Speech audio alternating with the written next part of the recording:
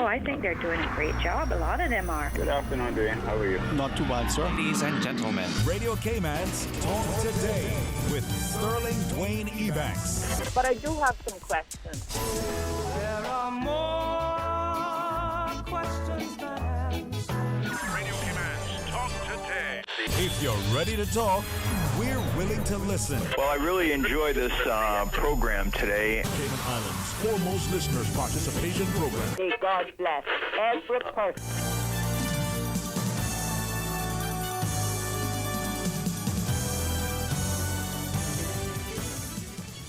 Hey, good afternoon and welcome. Thank you so much for joining us for this very special edition of the CI Retro Talk Today special series, part 2 of our trilogy.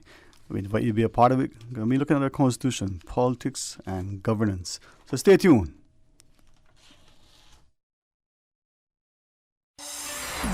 Radio Cayman's Talk Today, the Cayman Islands' foremost listeners participation program. We ask our listeners to avoid statements or comments which are abusive, derogatory, malicious, or defamatory. Do not use any indecent language or make any statement which is false or misleading. Email talktoday@candw.ky or call 1-800-534-8255. Courtesy of Flow. Cayman's #1 network that connects you to your world like never before. Let your voice be heard. Once again, here's your host, Sterling Dwayne Ebanks.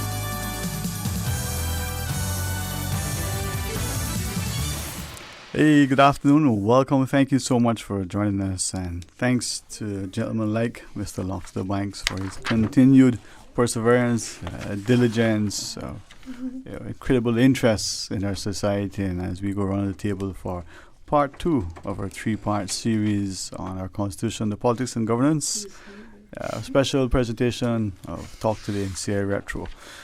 Mr. Loxley, I hope you don't mind. You know, I watch you day in and day out, in particular getting these particular series put together. And I have to wonder, I mean, this is what retirement looks like. I think we should just stay working, man, because you're here. Well, I tell you, if you retire, I think there's something that comes probably immediately after that. But no, the old folks said you got to keep busy, keep your nose above water, and keep paddling. So that's the way we sort of look at it. And as you already welcomed all the folks here, and we've got some guests with us in the studio, and we're still expecting another guest. We know the way that traffic is on a Friday afternoon, especially.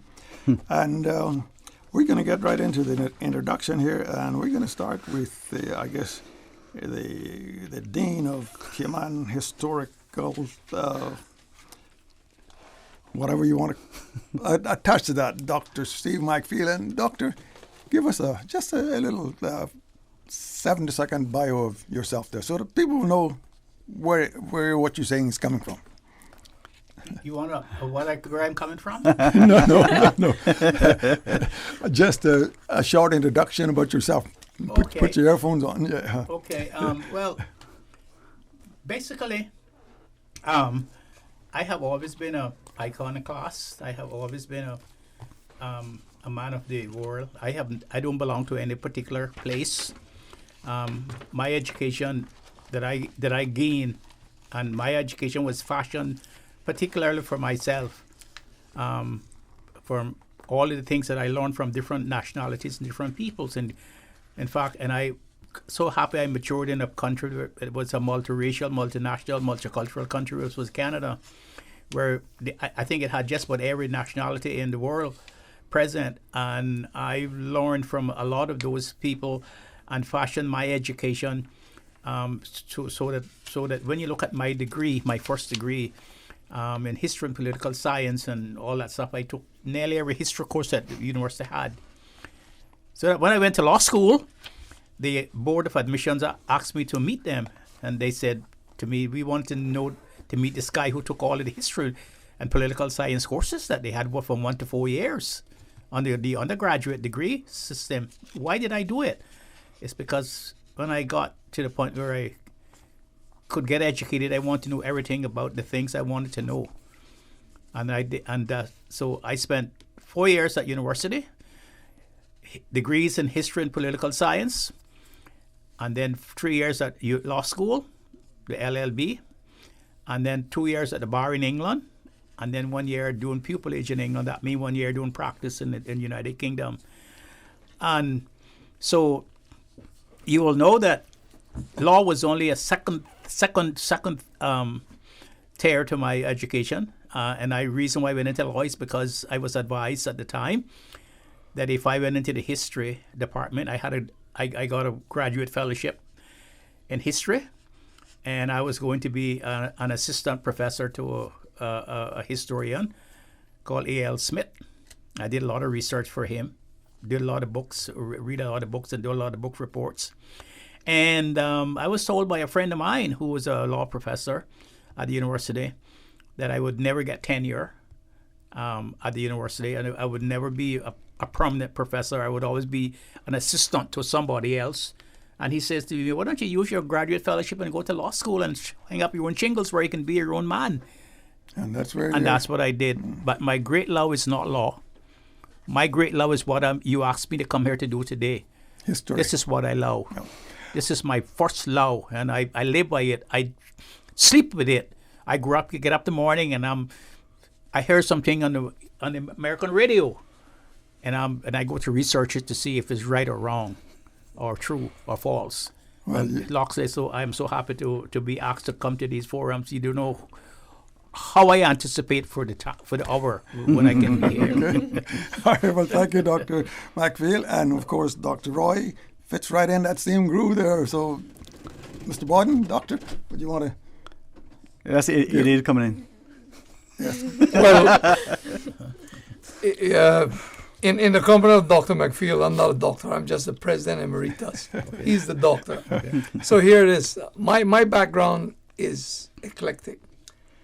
And I always knew that I wanted to be an educator before I left home. A lot of things were instilled in me by my mother.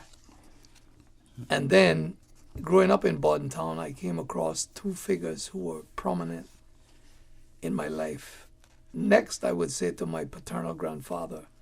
One was the late Harry McCoy, and the other was the late Clifton Hunter, to whom I attribute the path I embarked on.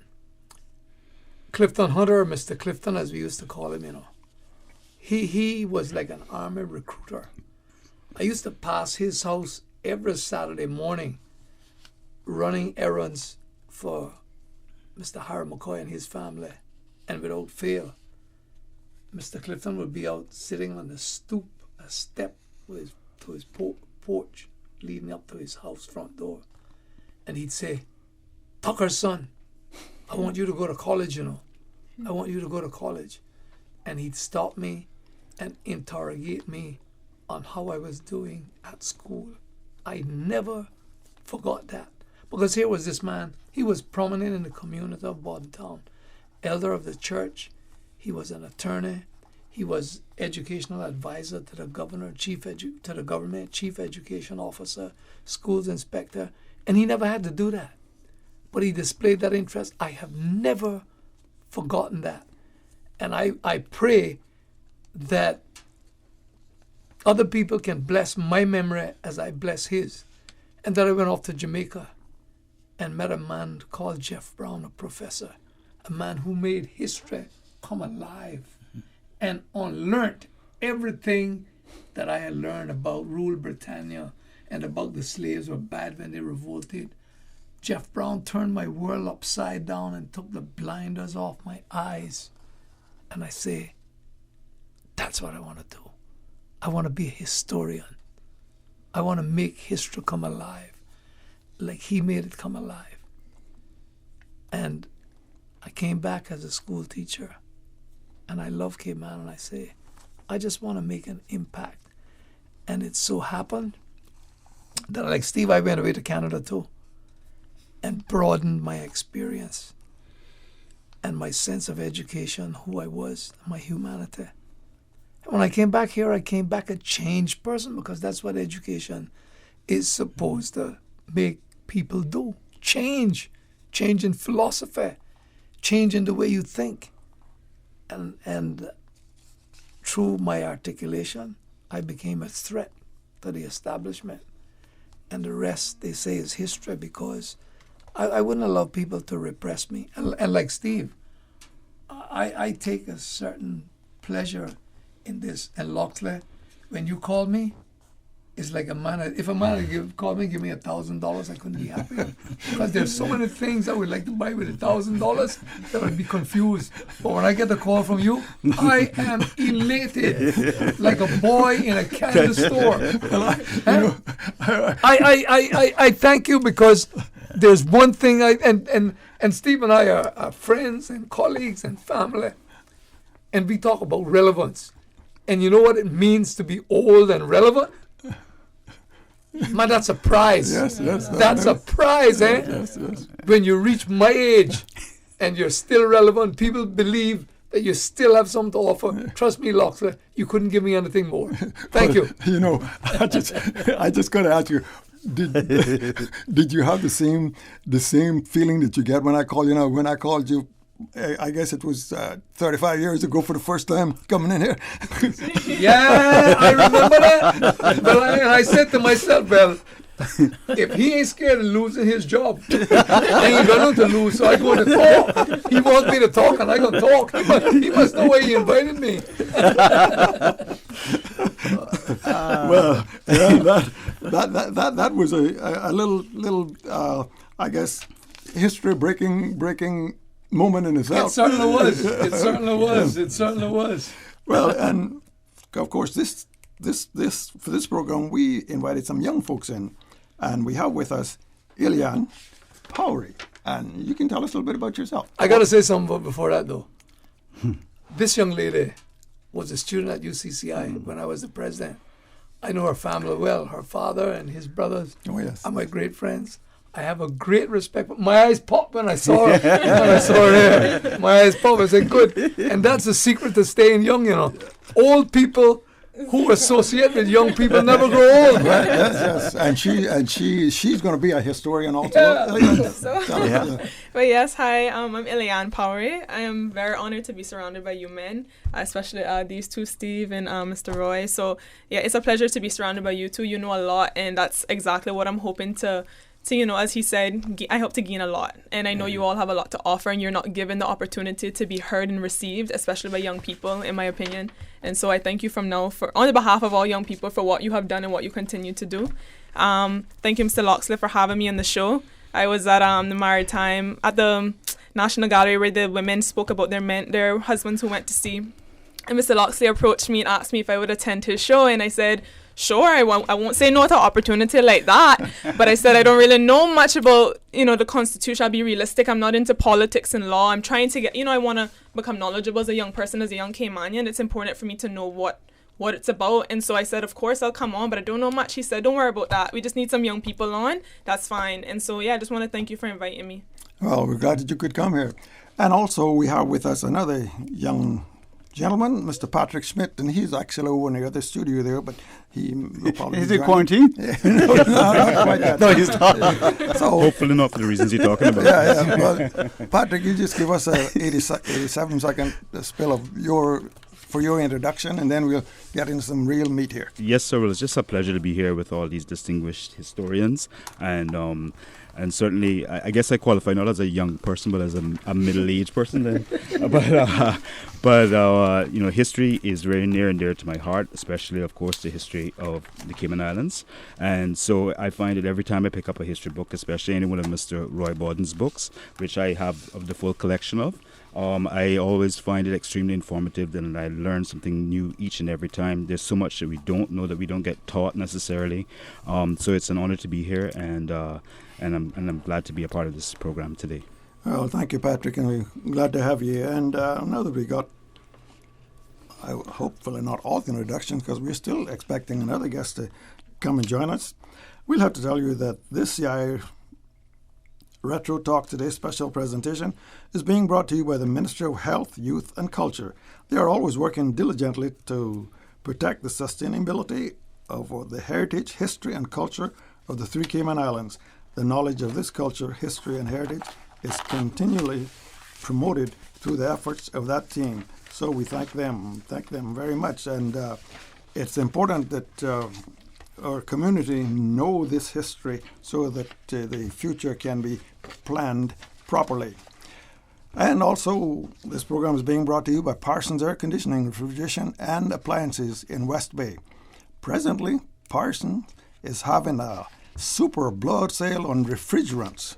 You can get a 25-pound cylinder of R410A or R417A refrigerant for $80, and the R134A 12-ounce can for $8. Call Parsons Air Conditioning and Refrigeration at 949-3945 for all of your air conditioning, refrigeration, and appliance needs. And I look over to the studio. Do we need to take a commercial break here? Yes, and we'll go do some commercials, and then we're coming right back at you.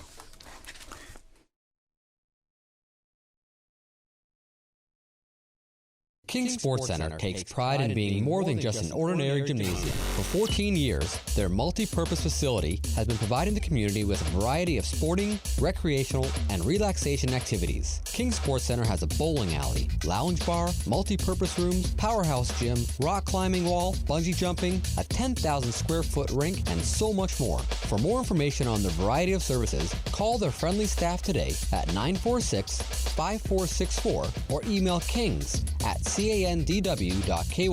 or visit www.kingsportscenter.com. King Sports Center, your one-stop shop for fitness, recreation, and relaxation. Red Sky at Night. Terrific live music, actors, dancers, comedians, and poets. Over 100 artists and artisans selling paintings, crafts, jewelry, and accessories, as well as delicious local food. Red Sky at Night at the Harquail Cultural Center. Saturday, February 29th, 4 p.m. to midnight. Don't miss out. Tickets on sale now at eventpro.ky. A CNCF production. Sponsored by Hurley's Media, Pepsi, Caribbean Airlines, and Radio Cayman. Spring is in the air at Edie's Decor, and no better time to freshen up your home for 2020. Discounted wood-look porcelain tiles, marked down extra large tiles, 50% off selected items, and prices as low as $1.32 per square foot. Exterior, bathroom, and kitchen. Edie's has your home makeover covered. Edie's Decor on Eastern Avenue. February tile blowout, 2 days only, Friday 8 to 5, and Saturday open until 4. If your business is over here, but your customers are over here, adding more yellow to your business will bring you both right here. With everyone searching yellows, print, online, and mobile app, getting your business noticed is easier than ever. Book your consultation today at findyellow.com. Talk today. But I do have some questions. Talk today. Cayman Islands' foremost listeners participation program. Talk today. Because there are more questions than answers. What the public is saying. Waiting to take your calls right now. Sterling Dwayne Ebanks. You might recall in our first program, you heard about the path followed from 1503 up to the threshold of the dawn of the introduction of political parties in the 1958-60 era.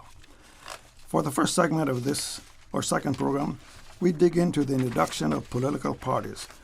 We will be hearing from our late national heroes, Mr. Warren Connolly and Mr. Orman L. Panton. Mr. Orman, who was considered by many the father of the Cayman Islands political parties. Others that you will hear also is Mr. Willie Wood and Mrs. Burdell Jackson. And we'll go to that insert right now. It was just before the break with Jamaica that the first attempt to organize a political party system in the Cayman Islands got underway. Who were the principals in this movement? I think it was in 1958 that a group of people got together to form a party. It was called the Cayman Vanguard Party. The persons involved were myself, Mrs. Hilton, the late Spencer Rose, Sidney Percy, and a few others. And the election in 1958, while it wasn't contested by the party as such, members, such as Dr. Rose, he ran for Georgetown, and he lost. But at this time, we had some discussion with the then commissioner who was Major Donald, I think. And he was much in favor of the party system.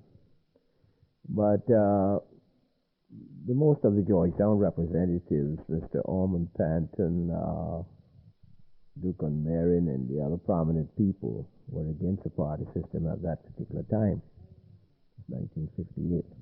As we got our new constitution in 1959 and brought us more autonomy in our local representation, and as it was an undecided time of where we should go, how we would approach this era, this new era, there was a delegation that went to London. A delegation with Farrington and Panton, Will Panton and Farrington. On their return,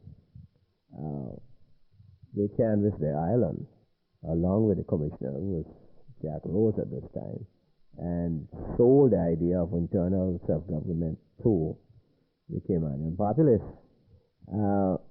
Panton then realized that if we were going into internal self-government, the party system would be the best thing for the islands.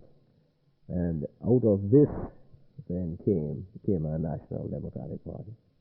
The Panton name has been synonymous with government and politics for quite a long time. 3 decades ago, no less than 4 Pantons held seats in the legislature at the same time. Mr. Ernest Panton, together with the youngest member of the Panton group, Ormond Panton, were among the Cayman delegation that took part in negotiations when the ill-fated Federation of the West Indies was being hammered out. Mr. Ormond Panton was also the prime mover behind the reintroduction of a political party system in 1962, following the Cayman Islands break with Jamaica at the time of Jamaica's independence. I first got elected, I believe, in August of 1944.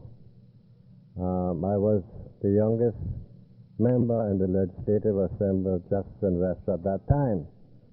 They were all middle-aged and old men, very tough old men, and very firm men. I continued down through the years, continuously being elected, representing Georgetown. By the way, my father was in the assembly when I first got elected, and my uncle, Mr. Ernest, and my other uncle, Colin's father, Albert Colin Panton. Of course, he was the one, and your Uncle Ernest, that often acted as deputy commissioner. That is correct. The first days they were called dormant commissioners when they would act in place for the commissioner. Anyhow, I continued all through the years, and in the latter part of the 1950s, the West Indies Federation was born, and we in the Cayman Islands were all concerned about what role or part we could or might be prepared to play in that federation. We understood, as it were, that Britain was encouraging independence after the Caribbean islands were all united. Anyhow, the first meeting of this proposed federation met in Montego Bay, and that was known as the Closer Standing Association of the West Indies, Federation of the West Indies. But I did not attend that meeting. That would be what year? That was about 1958 or 59 in Montego Bay. Of the next meeting, which was held in Kingston, Jamaica, I was nominated by the Legislative Assembly to go there with a delegation to represent the Cayman Islands. I think it was Mr. Duke Marin, and my Uncle Ernest, and Mr. Willie Farrington, and myself that went representing the islands. We walked out the best we could there in Montego Bay. I gave them some idea what we wanted. We didn't want to become a part of it, and we were endeavoring to get the best of two worlds, so to speak. The following year, they had another conference of the West Indies, was held in Port of Spain, Trinidad. Again, I was nominated by the Legislative Assembly to go there to represent the Cayman Islands, together with my Uncle Ernest again, and Mr. Farrington, and Dr. Roy McTaggart. It was at that conference that something to our satisfaction was finally worked out. That while all of the Caribbean islands would be federated into one unit and become independent of Britain, the Cayman Islands would not become an actual constitutional part of it, except for external affairs and defense by the federal government, which was to be set up in Port of Spain, Trinidad. We agreed to pay, I think, some of £20,000 a year towards that facility. We would be left in full control of our internal affairs, migration, immigration, trade, and everything else. So we came back satisfied that all of the West Indian islands would have accepted that position. And the final conference was held in 1961 in Lancaster House in London, to which myself and Mr. Farrington and Commissioner Jack Rose attended again. This was the final meeting insofar as the Federation was concerned. And our position was accepted. We drafted a completely new constitution, which was accepted by the Colonial Office and all of the other West Indian Islands governments. And in that new constitution, they would enshrine in the constitution the human rights, or Bill of Rights as is known in the United States. There would be a post of ombudsman created, which we thought was needed, and would control our internal affairs, and we'd have a commissioner answerable to the Governor General of the West Indies, but with no power except for external affairs and defense. Arising out of these various meetings, the exposure I obtained through talking to all the various politicians in all the Caribbean islands, and finally in London, I saw and believed in the necessity of modernizing our political situation in the islands. It would seem to me that between 59 and 62, it was a period of search politically, because so much was happening with the Federation of the West Indies, with Jamaica going independent and so on. The whole idea was advocated that we'd immediately have its full internal self-government, which I think was a motion moved by you and seconded by Dr. Roy.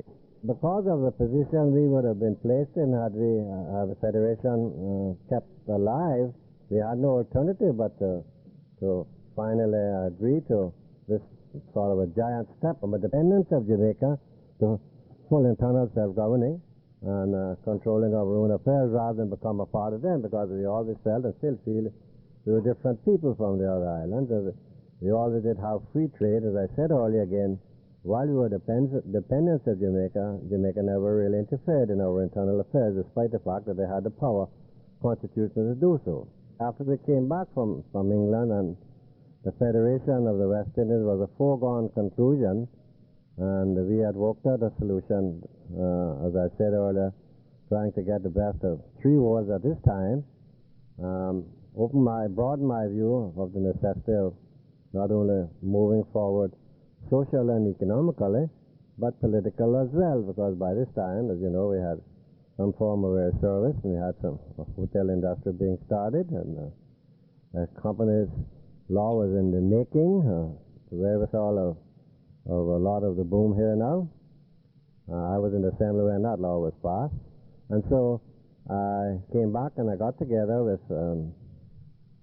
Mr. Val Anderson, first of all, and teacher T. Macfield, and discussed the possibilities of the reason why I would like to see a political party system organized in the Cayman Islands.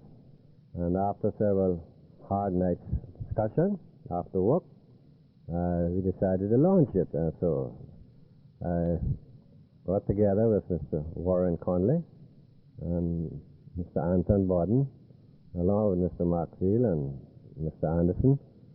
We drew up the Constitution and the manifesto, and then we decided to form a group in Georgetown. When that was done, we went in every district and formed groups of the party. The party was properly organized, before we started the campaign. Before we started the campaign, Dr. Roy joined, Dr. Roy McTaggart, and Colin Panton to Georgetown, and myself. And then there was Mr. Warren Conley to run for East End. Mr. Anton Borden was the second vice president. I forgot to say Mr. Conley was the first vice president, and I was elected the president at the first party conference held in the town hall. It was all the party members assembled that night, and by vote, I elected the officers. And so I believe in about March or April 1962, the party was launched.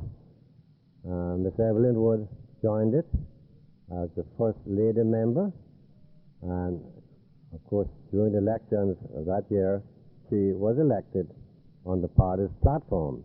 Yes, she got in. Because the night after the election was over, I remember Mr. Duke-Merrin coming down to get our reports, and he was excited to know if either of the women had got in, and we told him no. And he says, well, bless God, he says, one got in from Borden Town, Miss Evelyn Wood is in. The two women that ran then from West Bay was Miss Beulah Smith and myself, and neither of us got in. We went to Kimmonbrook, by the way, before election, and launched the party in Kimmonbrook. We had quite some interesting times up there, although people didn't want the party system, but Captain Ellen O'Connell joined the party in Kimmonbrook and was elected the first time in the Legislative Assembly himself on the party's platform. And so during the first election on party politics, the Cayman National Democratic Party, as it was called, won 7 out of the 12 seats. Mr. William Farrington, a blessed memory, and Mr. Duke-Merrin, a blessed memory, got themselves into a group, I called it, and they formed a party by the name of Christian Democratic Party. But their party, without prejudice, was not organized the way our party was. Okay, in terms of ideology and platform, what then was the major differences between the two parties? There was little difference in honest ideology, but of course a lot of rumors were spread as it is today that certain of us were introducing gambling and red light houses and not that type of propaganda. We had to stem towards that type of thing. But there was very little difference. And we advocated full and total self-government during that election and won.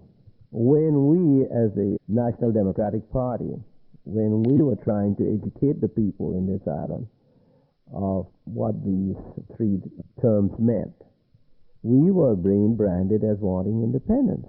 We were giving the populace the education which is necessary for them to decide on what they would like. But there's vast difference between internal self-government and full internal self-government and independence. Why didn't the party system continue? What caused it to flounder? I'll have to start off by saying something that I don't care many times to repeat. As I said, we won 7 out of the 12 seats, which was a clear majority, and I was the president, and Cayman National Democratic Party was the party with the majority and would have been the party to form a government. The commissioner at that time was diametrically opposed to me, and I believe most members of my party, our party, and a situation was devised to keep me out of the Executive Council. Now, I had been in the first advisory Executive Council prior to that, which went by the board after we reached this stage. And on swearing-in day, a plot was hatched up, unknown to me. I had enough sense to realize something was going on, because after then we had 12 elected members, 3 official members, and 3 nominated members who were nominated by the administrator or commissioner. So they decided to keep me out of the Executive Council as a party leader, and to embarrass not only me but the whole entire country, to insult the entire country, I would say, as it never happened in the British Commonwealth or in any democracy in the world, where the leader of the majority party was kept out of power and the leader of the minority party was put into power. That's what happened. The commissioner nominated 3 nominated members who joined their votes with a majority of 5 Christian Democrats, gave them 8 votes against my 7, and therefore the leader of the minority party was elected to the Executive Council, resulting in my resignation. And the Premier said it was a gross insult, not only to me but to the entire country. I called my elected members together, and there was a way of handling it, but I couldn't get them all to agree that if we resigned in Block 7, we would have created a constitutional crisis, and new elections would have to have been called, and we would have called for a royal commission to investigate this most high-handed and undemocratic manner in which this Commissioner Jack Rose handled the situation. Of course, he was helped by some of my own people. We had the caucus meeting in Dr. Roy's house on a Friday night, and I explained that to them, and I asked them, let us all resign in block. They said they would consider it over the weekend. I don't remember everybody agreeing at that time. I remember Dr. Roy agreeing, but I did remember saying, if you don't, you're condoning a most undemocratic situation, and it means that, to my view, you think more of the position the people put you in than you think of the people themselves. And so I said, I will give you until Wednesday, and if you don't come forth then resign, I'm going and resign. And I went on Wednesday morning. Dr. Roy said it was only 2 who resigned, which is exactly what the commissioner and company wanted. One criticism I've heard repeated has been that the party system was very divisive socially and so on. It split families and whatever. I don't think that's a fair, honest comment. That certainly it was used very heavily here in the beginning, that it set up families. But I used to say the contrary when I spoke, when I had public meetings, was that politics was the left side when it comes to family or friends. When we finish, we're still friends, and we're still family relations. And the world has grown up through having different opinions. As Mr. Penton has said, in 1962, Miss Evelyn Wood was the first woman to be elected to the legislature. She ran for election on his party platform, and he credits the party system for her win. While all this was taking place in the late 50s and early 60s, another Caymanian woman, Mrs. Sybil McLaughlin, in 1959 had the singular distinction of becoming the first female clerk of the legislature in the entire Commonwealth. Let's find out from Mrs. McLaughlin herself the story behind that achievement. Well, I went to work with the government in 45 as clerk typist, and in 58 then I moved up as secretary to the then commissioner, which is now governor. And in 59 then we were having a new constitution. It was in February 59 that the law was passed, that women could have the vote. There would be no discrimination in any way with respect to sex and all that. And I was approached and asked if I would assume this post as clerk of the Assembly and Executive Council, which had been advertised.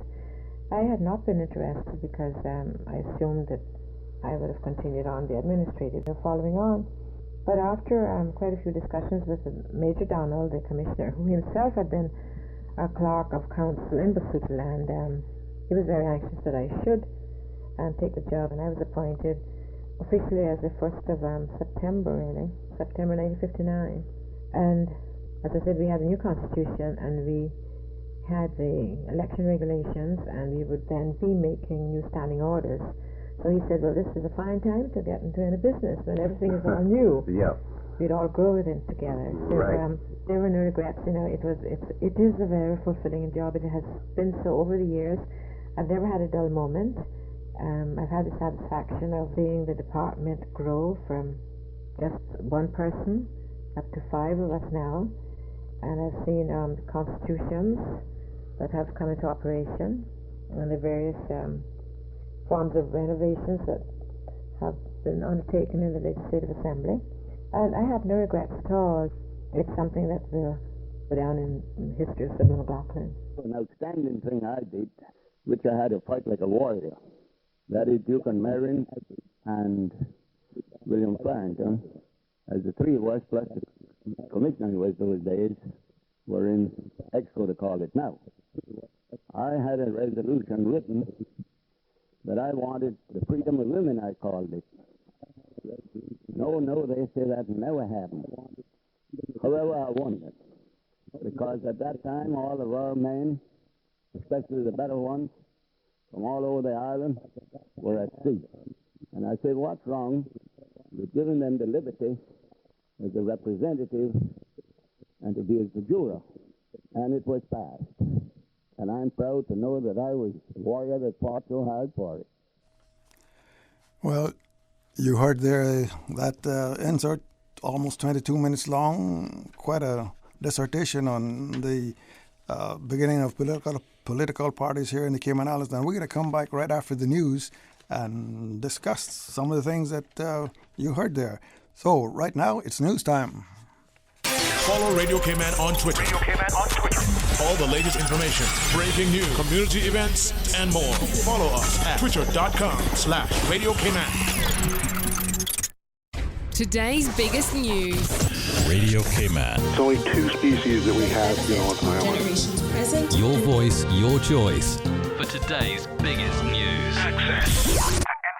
Local, regional, international. This is headlines from Radio Cayman's newsroom team. Today's biggest news. With your latest headlines, I'm April Cummings. This week, His Excellency the Governor Martin Roper signed the commencement order for the Standards in Public Life Law, as well as the Standards in Public Life Regulations, to officially commence on the 1st and 2nd of March, respectively. The law is divided into 8 parts, with the main sections aimed at establishing and promoting standards in public life. The law ensures that conflicts of interest are properly addressed and contribute toward a sound infrastructure of good governance, reducing the opportunity for corruption. In international headlines, the presidents of Turkey and Russia spoke by phone today to try to diffuse tensions that rose significantly in Syria after 33 Turkish troops were killed in a Syrian government airstrike, and a new wave of refugees and migrants headed for the Greek border by land and sea after Turkey said it would no longer hold them back. The attack yesterday marked the deadliest day for the Turkish military since Ankara first entered the Syrian conflict in 2016, and was also the most serious escalation between Turkish and Russian-backed Syrian forces, raising the prospect of an all-out war with millions of Syrian civilians trapped in the middle. Muslims in a northeastern neighborhood of India's capital returned for weekly prayers at fire-bombed mosques today, 2 days after a 72-hour clash between Hindus and Muslims that left at least 40 dead and hundreds injured. 5 days after the riots started, authorities haven't said what sparked the worst communal violence in New Delhi in decades. Hospitals are still trying to identify the dead as the toll continued to rise, and residents of the areas affected by the riots were still seeking loved ones. Those are your headlines from Radio Cayman's newsroom. I'm April Cummings. Stay in touch with Radio Cayman for the latest in news and information. Follow Radio Cayman on social media, Facebook, Instagram, Twitter. Download the Radio Cayman app or log on to our website, www.radiocayman.gov.ky. Radio Cayman, your voice, your choice, your radio. Have you lost your mojo? Find it again at Mojo's in Central Terrace, Bayshore Mall, on the waterfront. Happy hour specials 5 to 10 p.m. every night. Free pool every night. Free parking every night. Food, happy hour, and stunning ocean views. Find your mojo at Mojo in Central Terrace. Central Terrace is home to Mojo, Cayman Creperie, and Lucky Slice Pizza. Spring is in the air at Edie's Decor, and no better time to freshen up your home for 2020. Discounted wood look porcelain tiles, marked down extra large tiles, 50% off selected items, and prices as low as $1.32 per square foot. Exterior, bathroom, and kitchen. Edie's has your home makeover covered. Edie's Decor in Eastern Avenue. February tile blowout, 2 days only, Friday 8 to 5, and Saturday open until 4. Rotary Club Central, in association with the Cayman Islands Health Services Authority, HSA, present Health Check 2020. Free health check, free mini medical consultation, diabetes, hypertension, and much, much more. Saturday, March 7, 10 a.m. through 2 p.m. Nurses, doctors, Rotarians in service to you. The Rotary Health Check 2020 at A.L. Thompson's, Foster's Airport and Countryside, Foster's Republics, and Kamana Bay. Costs you less. And Hurley's Supermarket. You may save your life. Rotary Central Health Check 2020. Your life, your health. Rotary, connecting the world. Wow, looks good. What is that? Chicken share. What did you just say to me? Chicken share. I am not a chicken. Whoa! I said chicken share. It's from KFC. Bucket of 12 hot wings, 6 pieces of chicken, or 8 tenders. KFC chicken share. Just $12 each. Oh. Want some chicken, tenders, or hot wings? You're sharing your chicken share with me? The new chicken share from KFC, just $12 each, and it's finger-licking good. Dine at KFC Baytown Plaza, KFC Shedden Road, or KFC at the Strand. Start getting your debt under control with a debt consolidation loan from Fidelity Bank. At Fidelity, your loan decision is quick, with no runaround. Plus, with competitive interest rates and fees, we will help you reduce your monthly payments and get you back to living again. Don't let the burden of overwhelming debt tie you down this year. Call Fidelity today, and let's make it happen with a Fidelity Bank debt consolidation loan. Fidelity, we're good for you. 2020 means perfect vision. And if you have your sights set on driving a new hybrid, then the time is now to check out the new RAV4 and CHR. Hold up. Just 2 of the many hybrid models that Vamped is bringing to Cayman. Whether you're looking for a smoother and quieter way of driving or want a car that maximizes fuel efficiency while minimizing emissions, there are lots of ways a new hybrid from Vamped can make the difference in your life. Hybrids save fuel, run cleaner, reduce CO2 emissions, and even recharge their batteries without being plugged in. So focus your 2020 vision on a new hybrid from Vamped Motors, and we will see you through. Come to Vamped, home of the hybrid, located on Walkers Road. ValueMed Pharmacy is your community care partner for health and wellness needs. We offer convenient prescription processing at the counter and online at value-medpharmacy.com. That's VALU-medpharmacy.com, with pickup available at the Walkers Road or Boddentown location. We also accept transfer prescriptions from other pharmacies. More than just a pharmacy, shop ValueMed for personal care and beauty products from trusted brands, perfume and gift sets, Hallmark and greeting cards, baby clothes, footwear, handbags, swimwear, home decor, toys, school supplies, and stationery. And home convalescence aids like wheelchairs, walkers, crutches, canes, and hospital beds. With 2 locations to serve you, Walkers Road in Georgetown and in Evron Plaza, Boddentown. Visit ValueMed, more than just a pharmacy. Talk today. But I do have some questions. Talk today. Cayman Islands' foremost listeners' participation program. Talk today. Because there are more questions than answers. What the public is saying. Waiting to take your calls right now. Sterling Dwayne Ebanks.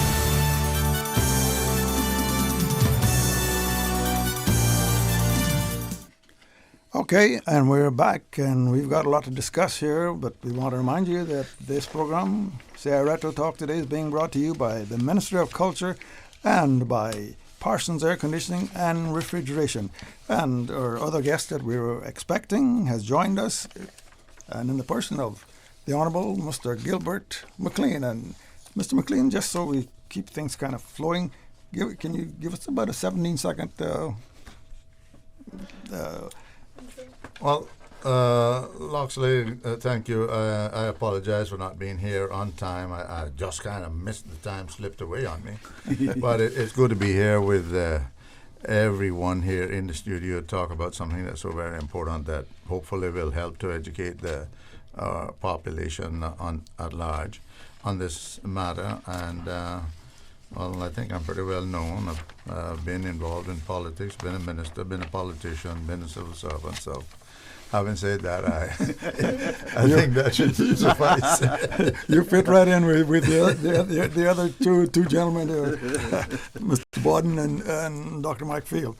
Well, gentlemen and ladies, there was a lot of meat in that insert, and I know that Dr. Steve was in on all of the groundwork of all of this. And if you could, Steve, in as short as you can, I know that's a task, but tell us, involved in all those meetings back in those days with Dr. Roy and Mr. Orman and a bunch of them, and especially the meeting that was held at Dr. Roy's home, where Mr. Orman laid out quite a plan, I think, there that it seems like if that had been followed, we might have been farther ahead today than we are. Oh yeah, Loxley, we would have been further ahead today, but remember now, there was this undercurrent, there was this undermining influence that that certain people had, and this was led particularly by the British representative, which was Jack Rose, to not allow Mr. Ormond to become the first chief minister, because that was what it was all about. I keep saying that, and people keep saying to me, it was all about not allowing the coloured man, the man that they say was a coloured man, and who allowed the coloured people and stuff to become the first chief minister. Just let me read what the monthly intelligence reports from the Cayman Islands to the Foreign and Commonwealth Office said about that incident. Okay, this was the secret and personal reports from the Cayman Islands to the Foreign and Commonwealth Office on December 1962 and January 1963. It says, the resignation of the two leading members of the National Democratic Party recently elected to the Legislative Assembly appears to have spelled the end of the party political system, leaving a legacy of the personal animosities in which the parties were originally built. At the first meeting of the Legislative Assembly, the unofficial members, 12 elected and 3 nominated, voted to choose the 2 elected members of the Executive Council. The National Democratic Party, with 7 seats, headed by Mr. O.L. Panton, nominated for election Mr. Panton and Dr. R.E. McTaggart. The Christian Democrats Party, with 5 seats, nominated party leader Mr. T.W. Farrington and Mr. Burns Ruddy. The final result was Dr. McTaggart, 10 votes, T.W. Farrington, 8 votes, O.L. Panton, 7 votes, and Burns Ruddy, 5 votes. It was therefore apparent that the nominated members had thrown their full weight to divide the Executive Council elected membership between the 2 parties. A few days later, Mr. Panton resigned from the Legislative Assembly, and Dr. McTaggart resigned from the Legislative Assembly and Executive Council. So you see, this is the intelligence reports that was sent up to England about that era. What happened is that Jack Rose, who got them together behind Mr. Ormond's back, and made sure that although Mr. Ormond, as he said in that clip, you heard him, that they had won 7 seats out of the 12, and he, as the party leader, should have gotten the first seat in the Executive Council. Jack Rose engineered it so that when the votes came in the Legislative Assembly, Mr. Ormond didn't get enough votes to sit in the Executive Council, but they gave it to his party member, Dr. Roy, who was not even one of in the executive, because the deputy party leader was Mr. Warren W.W. Conley. So what we had that day was a conspiracy against the rightful leader of the country, the rightful people of the country, the people who could have taken their places in the country. And had Mr. Ormond been able to take his seat and to become head of his party, that constitution that he talked about, where we were going to have a lieutenant governor, a ministerial system, and all of those things, we were going to have Bill of Rights, women's rights, ombudsman, and all of those things we were going to have would have materialized. And like he said, the only thing that we would not have had in that constitution was the services for external affairs and defense. And we would have paid £20,000 a year to get those done. That was so. What they did with that plan to pay Jamaica to provide those services for us, they took that and they twisted it and they said that we were going to be going into independence with Jamaica. And so here it is, laid out by the English themselves. This is. You can get these are the archives now, because after so many years they released all of these secret on the freedom of information. On the information, and that is what happened. So, O.L. Panton, with all intents and purpose, that's why I call myself a Pantonite. I followed him. I was there in the midst of everything, and what they did to the man. Not only that, but the incident that followed when they paid 2 young men in the Cayman Islands to start a riot in Georgetown, so they could blame it on him, so they could put him away forever. He would then not be able to run for an election. That's what they did to him. That's no different from what happens today. Now it was the local merchants then fighting among themselves for the political power to control their source and so forth.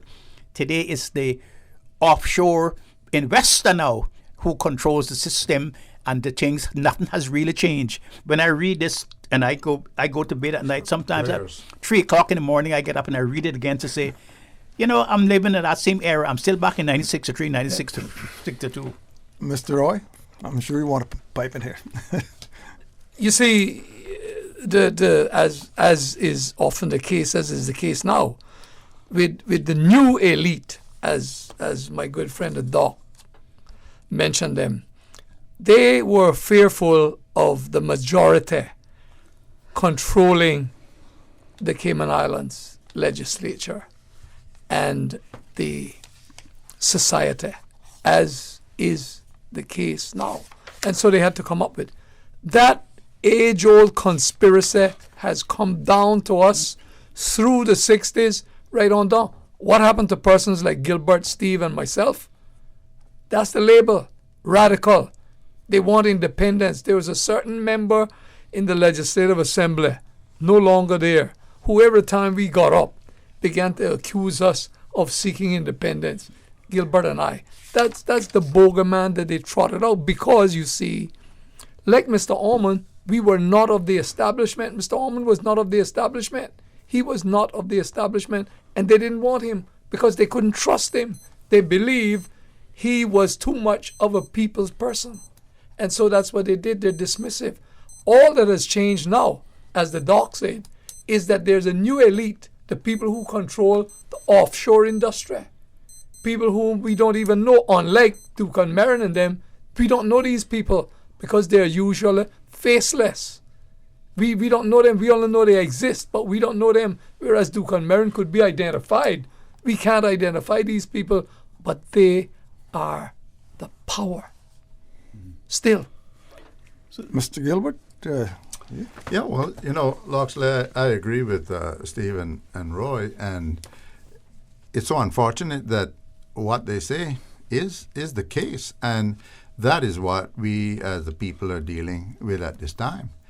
And we have to be cognizant of the powers that play out here in the shadows. And that is, we will never really take full control of our destiny, of our country, of our government, until we become aware of that and understand how subtly that plays out. As Roy said, the offshore companies and so on. But those offshore companies are operated through institutions and corporations and companies here who are controlling things, and they're doing it for and on behalf of the government or of their clients. And of course, now we have placed so much emphasis, for example, on financial services. I mean, no one here would be lost as to that term because it's constantly touted. But that has gained such status that it seems like government after government, they live for one thing to please these particular forces.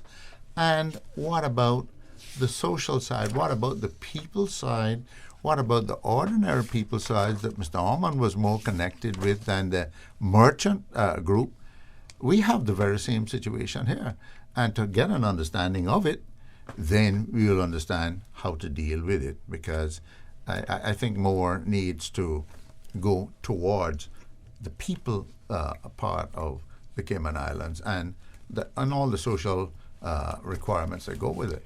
Well, I think a question begs to be asked here now. And we talk about, I think all the political spheres that I have ever been exposed to over the years, the elite is the controlling process here.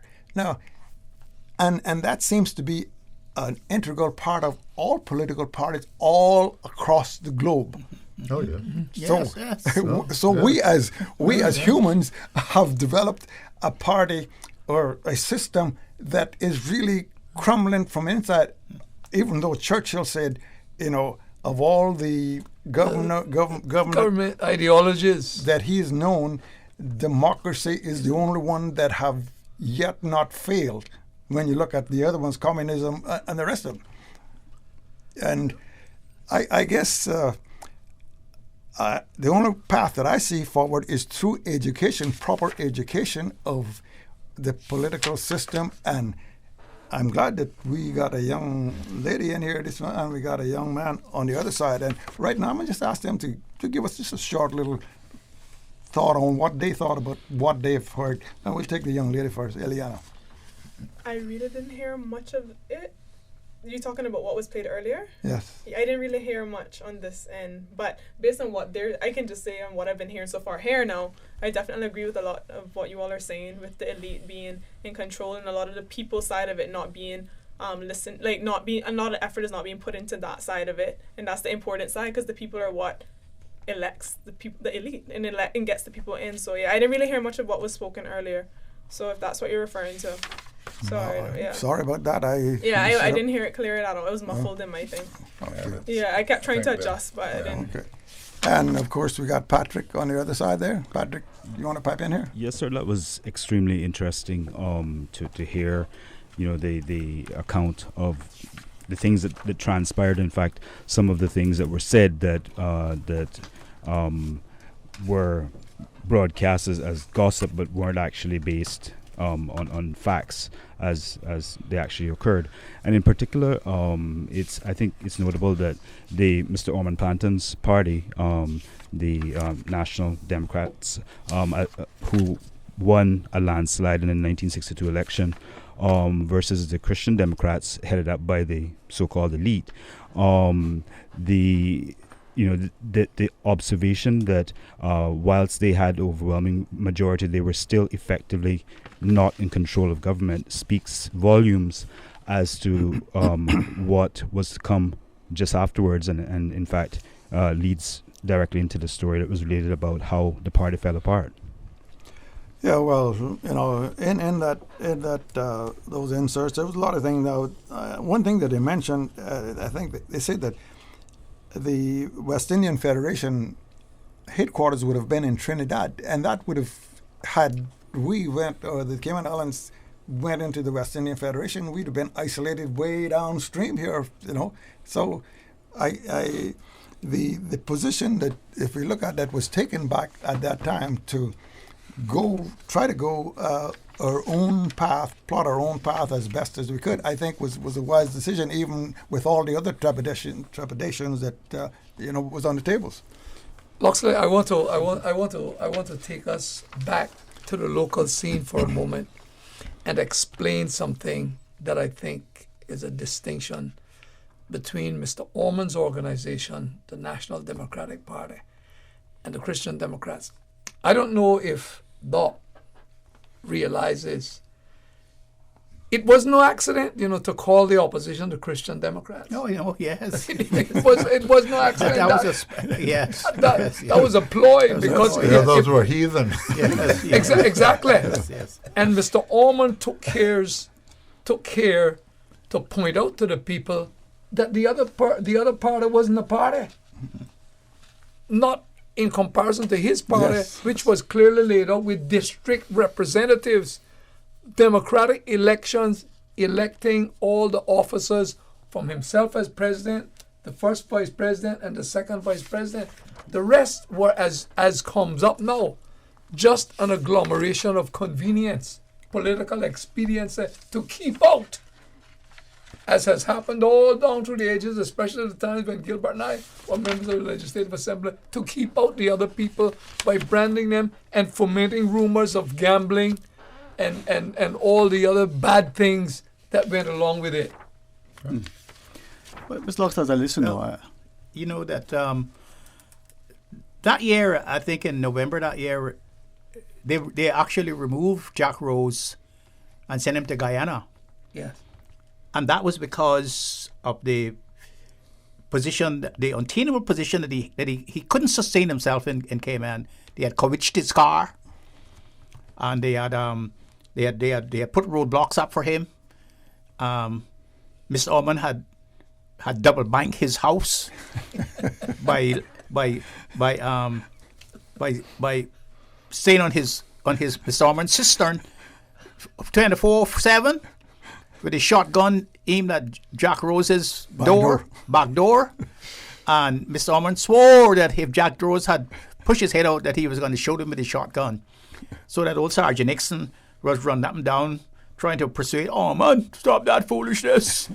And so they made it so hard for Jack Rose to stay because remember now, after Mr. Ormond resigned from the seat, and then he got Dr. Roy to resign with him, Mr. Ormond ran in the by-election that they had to call to fill those 2 vacancies. Dr. Roy did not run for that to fill that seat, but Ormond ran with Will Wallace Borden and won the seat again.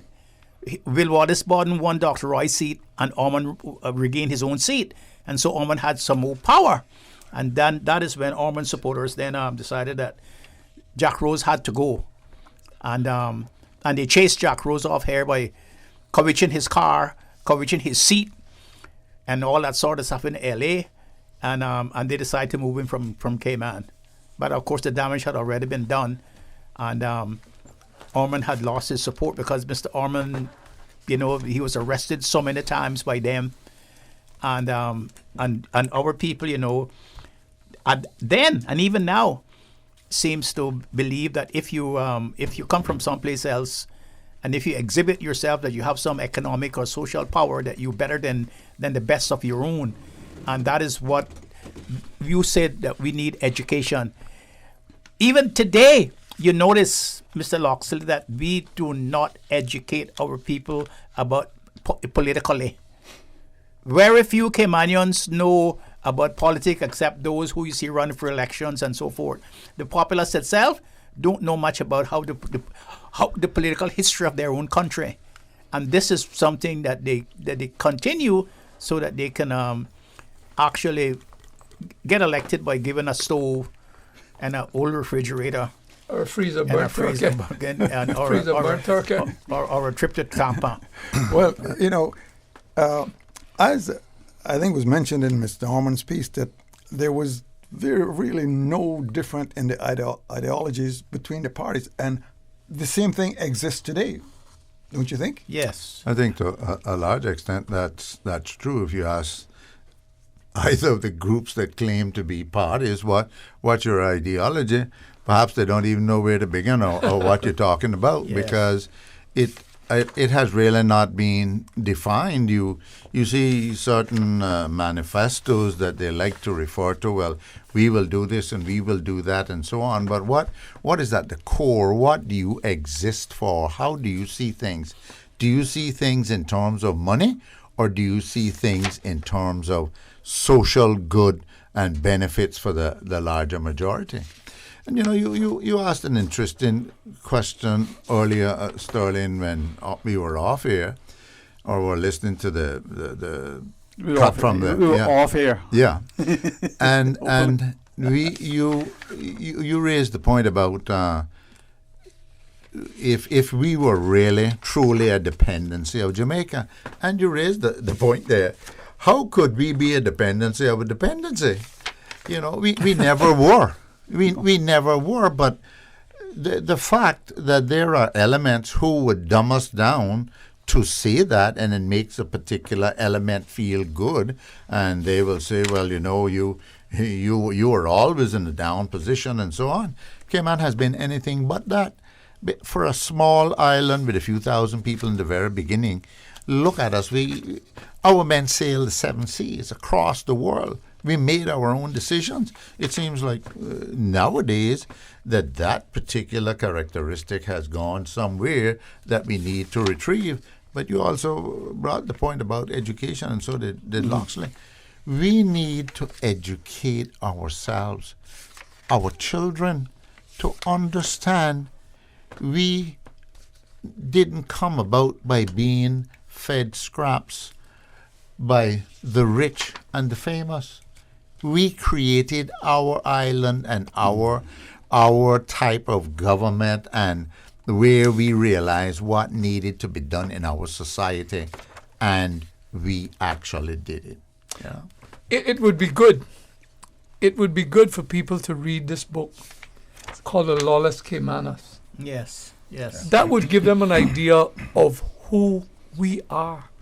From the very beginning, I mean, we had independence before independence was popular. That's right. The British call us lawless because we dared defy them by crafting our own laws, electing our own magistrates, electing people to head us up, had our own councils, our own legislative and enforcing assembly, our own laws. And even to a tax system, we had perfected a system of taxation. Yeah. It is instructive, and these are the kinds of things that should be taught our children at school. Well, they had to send a regiment down here. We got her talking about a regiment now. They had to send a regiment down here to quiet the folks, you know. Yeah. Sorry, gentlemen. I wonder if I could ask a question, just going back a little bit, with respect to the actual apparent collaboration between Jack Rose and certain members of the Christian Democrats to bring the downfall of the NDP. Going back before Jack Rose, if I'm correct in saying this, and please correct me if I'm not, you had Gerard Smith, and on his departure, I read... Gerard. Andrew Gerard. Andrew Morris Gerard came before Jack, long before Jack Rose, in 53. Right, 53 to 54, yeah. 53 to 57. Okay, and so thank you for that. What I'm trying to establish, however, is that it seems as if his opinion of the Caymanian society was very similar to that of Jack Rose's, insofar as on his departure, I was reading in Alf Hannert's where he said things such as it is a community somewhat given to gossip and backbiting, for example. And I just wondered if that is the concept that the administrators and so on had, why they decided that Cayman wasn't ready for what Mr. Panton was proposing. Well, I think that's a question that we would have to really answer for ourselves. But I think that they were in close contact with each other, and I'm sure that what one thought had a rub off on the other one. And I think Mr. Roy wants to be. I want to say this that Andrew Morris Gerard, or we call him Gerard for short, was cut from a different coat, but he had a love-hate relationship going with Mr. Ormond. But Gerard, I want to make the distinction, was a Scotsman, and he held a different view of many of those people, because it was Gerard whom I credit, and many people credit, with breaking up the color prejudice in Caymanian society, although he and Mr. Ormond had some clashes over Mr. Ormond's, what I call Mr. Ormond's human rights. Gerard, you should read what Gerard said about Dukan Merrin. It is not flattering. And Gerard described the behavior of the merchant elite as one whole rotten borough. And he called them out for what they were, because there are incidents of him when he knew they were not paying His Majesty's Customs and Excise. He took the book and went down to the dock himself, checked off the stuff, and told a certain merchant, I want His Majesty's Customs and Excise here by sundown this evening. Otherwise, when I send this constable back, it will be with a warrant for your arrest. I say all that to say that the merchant elite wanted to dominate the assembly because they wanted to continue to have their way, which is no different now from the elite that we have, offshore elite. They can't dominate the assembly by sitting in the assembly, but they dominate the assembly by rising up surrogates and mouthpieces who spout their philosophy and their aims and objectives. I just want to read what the British intelligence reports to the Commonwealth and Foreign Office of April 1964 said about the intentions of the two political parties.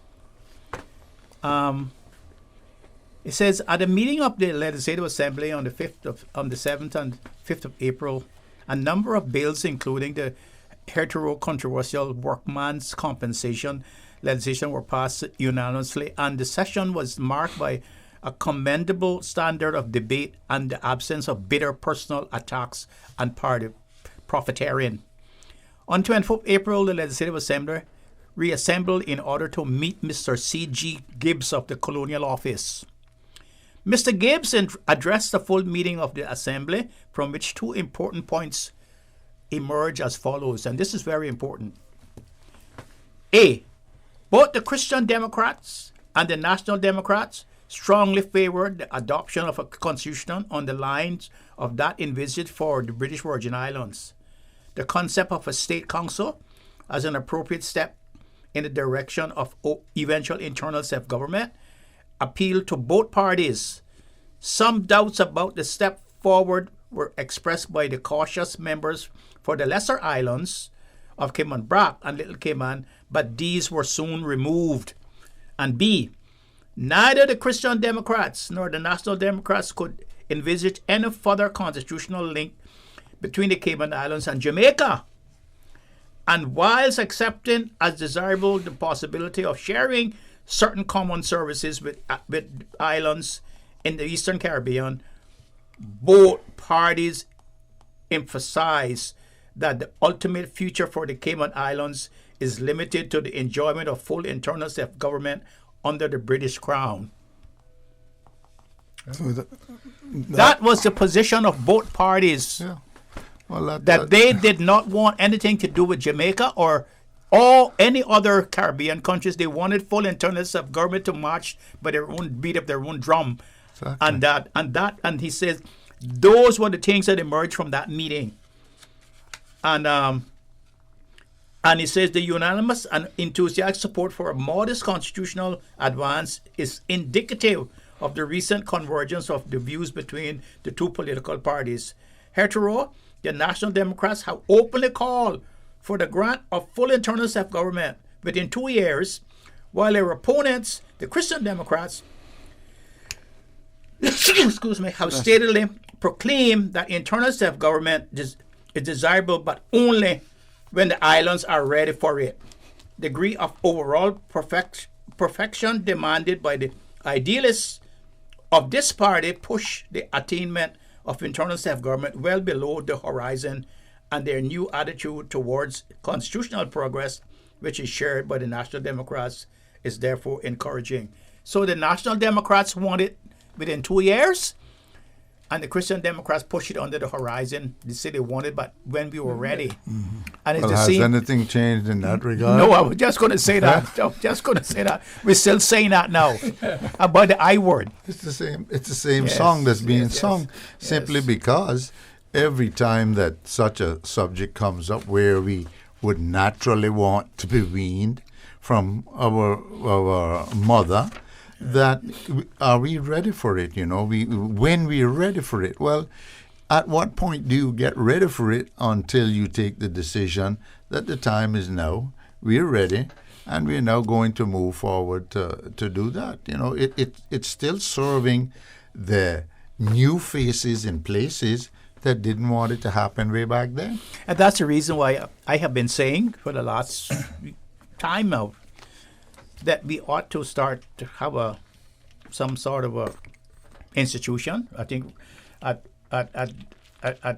Roy's institution that he just left, the college, University College of the Cayman Islands, they had a what they call a civil service college. And it's time that we not only talk about public administration per se, but we need to start looking at something like training a diplomatic corps, so that we can put these things together that we didn't have then, that we still don't have today, so that we don't have to pay Jamaica or anybody else to do pay for those services for us, so that we can be ready, because we don't know. We don't know, because independence is like the coronavirus. We don't know when it's going to happen, when it's going to come. So you have to always be prepared. And being a good old boy scout, I remember the handbook. the handbook says always be prepared. Yes. Yep. Well, you know, there's so much in that insert that we heard that we could stay here all afternoon and you know, look into that. Yes. And I think these things, we can come back to them later on, maybe in another type of forum, and just concentrate on all of the little things that Mr. Orman and the rest of them that we don't really have time to dig into today, because we got another insert that we want to get in. But you know, as I think most of us around here think, from 1958, 59, at the incept of, you could say, the party system in Cayman, we have not progressed very far. I mean, there's no different ideologies, and it's all still based on a lot of personalities. And really, as I think one of the things that was spoken about, and it was jealousy. Yes, you know, jealousy. Yes, jealousy. Yes, and it's coming up now, time that we're going to have to go to that next insert.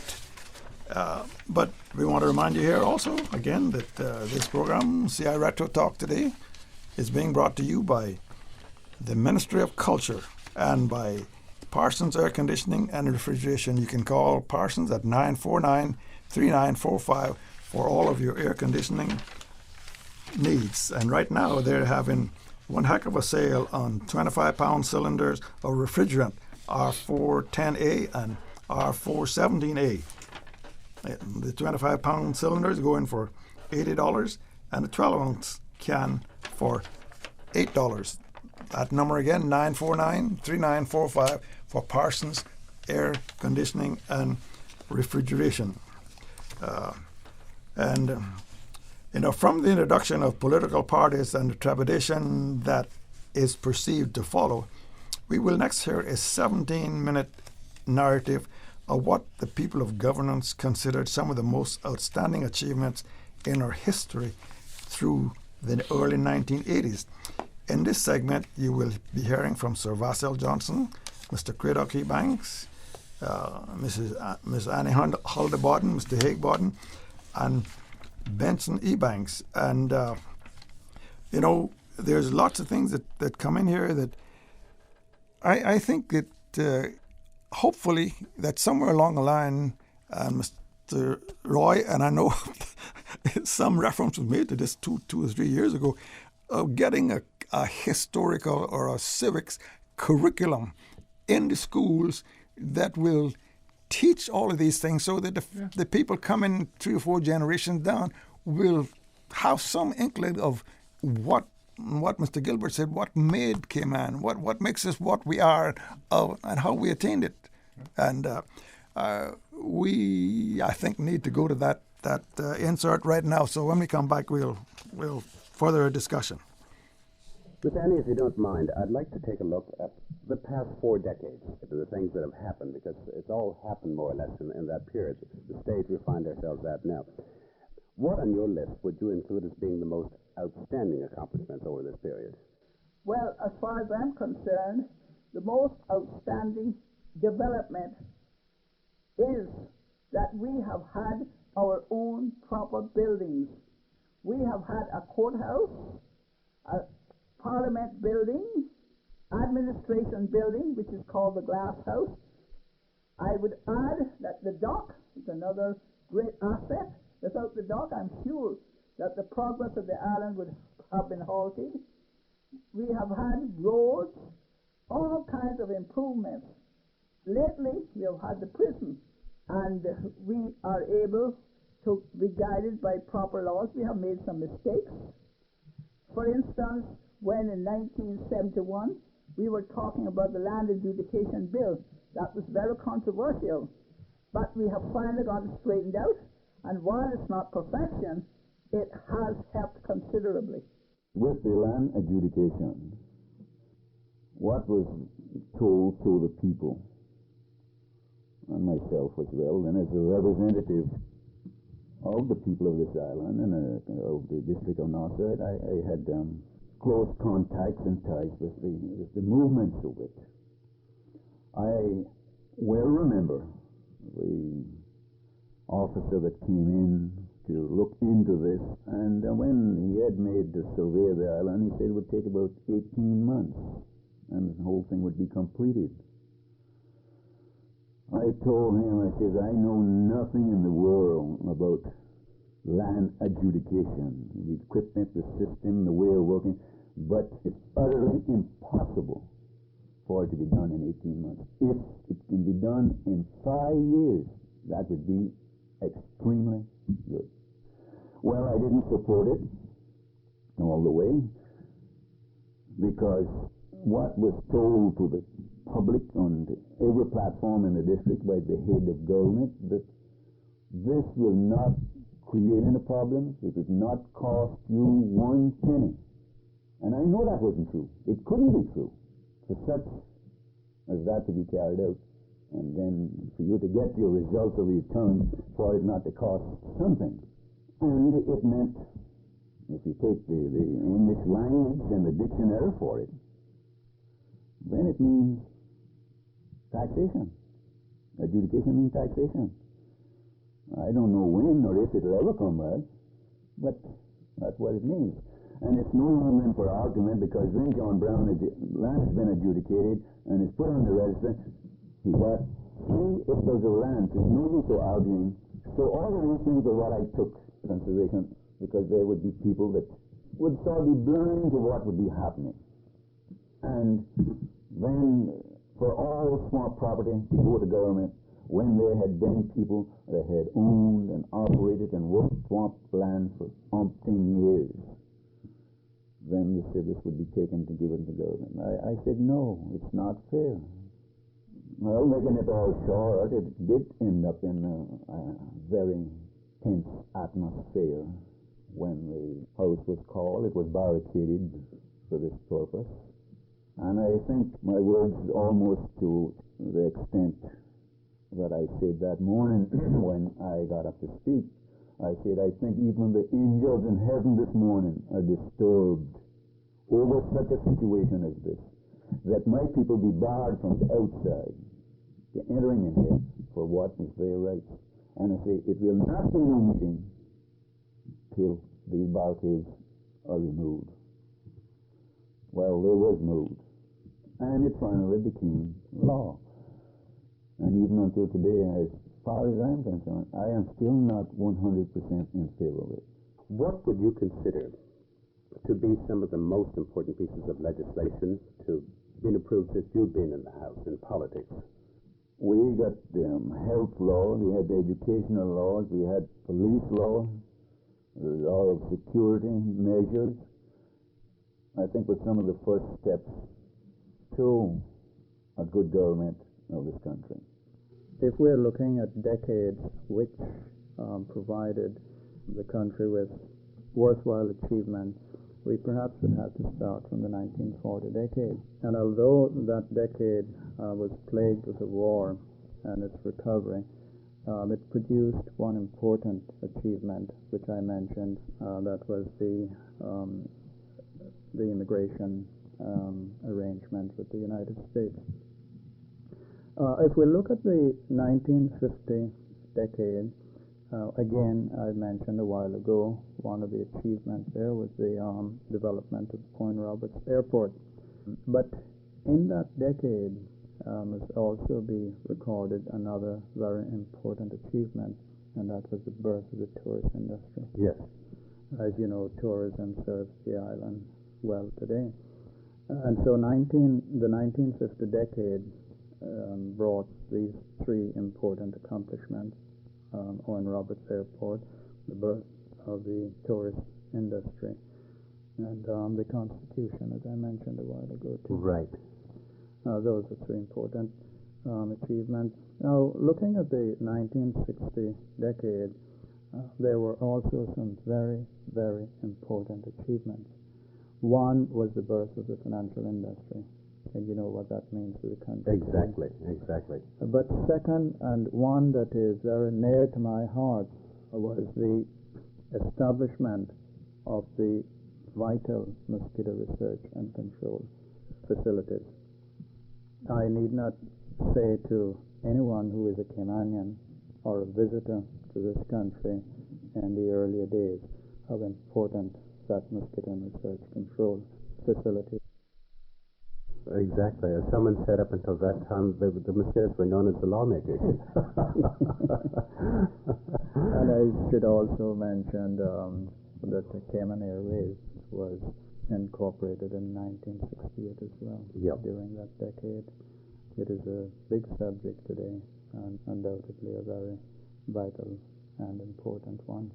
The 1970 decade did not produce many of what we would term real achievements. One, to my mind, was the issue of the first Cayman currency, which is also a very important one. Yes. But as you know, the 1970 was a decade which I'm sure that history will place it as one of the most outstanding in the history of these islands. I don't know what will come next, but we can only speak about what we know of the past. Right. And the 1970 decade was certainly that. It was ushered in with a terrific boom. And as you know, it was followed in 1975 by a recession. Recession didn't last very long because in 1978 another boom was seen on the horizon. And that boom is still flourishing today. Mr. Johnson, could I ask you your opinion on the collapse of Interbank and the impact that that had on the economy at the time? We're into the 70s now. The Interbank situation was something of much concern to the country, as you know. It had some ill effects on the reputation of the Cayman Islands as a banking center. But as far as it relates to the economy, it also had some ill effects because many of the poor people of these islands depended on the generosity of Sterling Bank to provide them with a bit of mortgage money and to assist them financially otherwise. This Sterling Bank a liquidity of something over 30%. But when there's a run on the bank's deposit, 30% of the whole is a very small amount. Mm-hmm. And in a very short time after the bank found itself in difficulty, that liquidity position came exhausted, and eventually the bank collapsed. It certainly was a blow to the economy, and it came at a time when we were seeing the demise of the shipping industry. Cayman men were at that time leaving the sea for jobs ashore, and this struck at a time when the Caymanian must have felt, well, I had better stick to the sea. Yes. Trouble is that a lot of them had given up their occupations. It would be difficult to start back. Some of them would have to start at the bottom of the ladder. The real damage done, I believe, was to the image of the island. I don't know what the statistics are, but certainly there must have been a slowing down in the registration of new companies at the time. And it took a couple of years to regain the confidence and to bring us up to where we are now one of the top financial centers in the world. I guess from your point of view, because that would have fallen under your portfolio, so to speak, being banking, that some valuable lessons were learned in the sense that since then there's been tightening up of regulations and bank inspectors and all the rest of it that's come into being. Yes, the government sought then to strengthen its position as far as banking was concerned. We went forward and established the position of bank inspector and recruited someone from abroad under the auspices of the United Nations.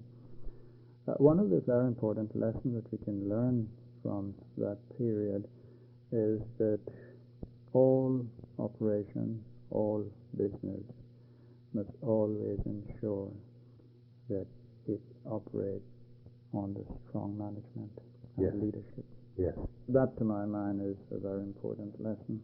Well, Mr. Johnson, the decision to establish the Caymans as a banking center back in the 60s, as you say, would you mind giving us the background on the proposal and the moves and entailed in making this a reality? The first event that brought anyone to the knowledge that the Cayman Islands could become a tax haven or a banking center, whatever we want to call it, was in 1962 when Jamaica went independent, and the Cayman Islands, as you know, decided to remain a crown colony directly under Britain.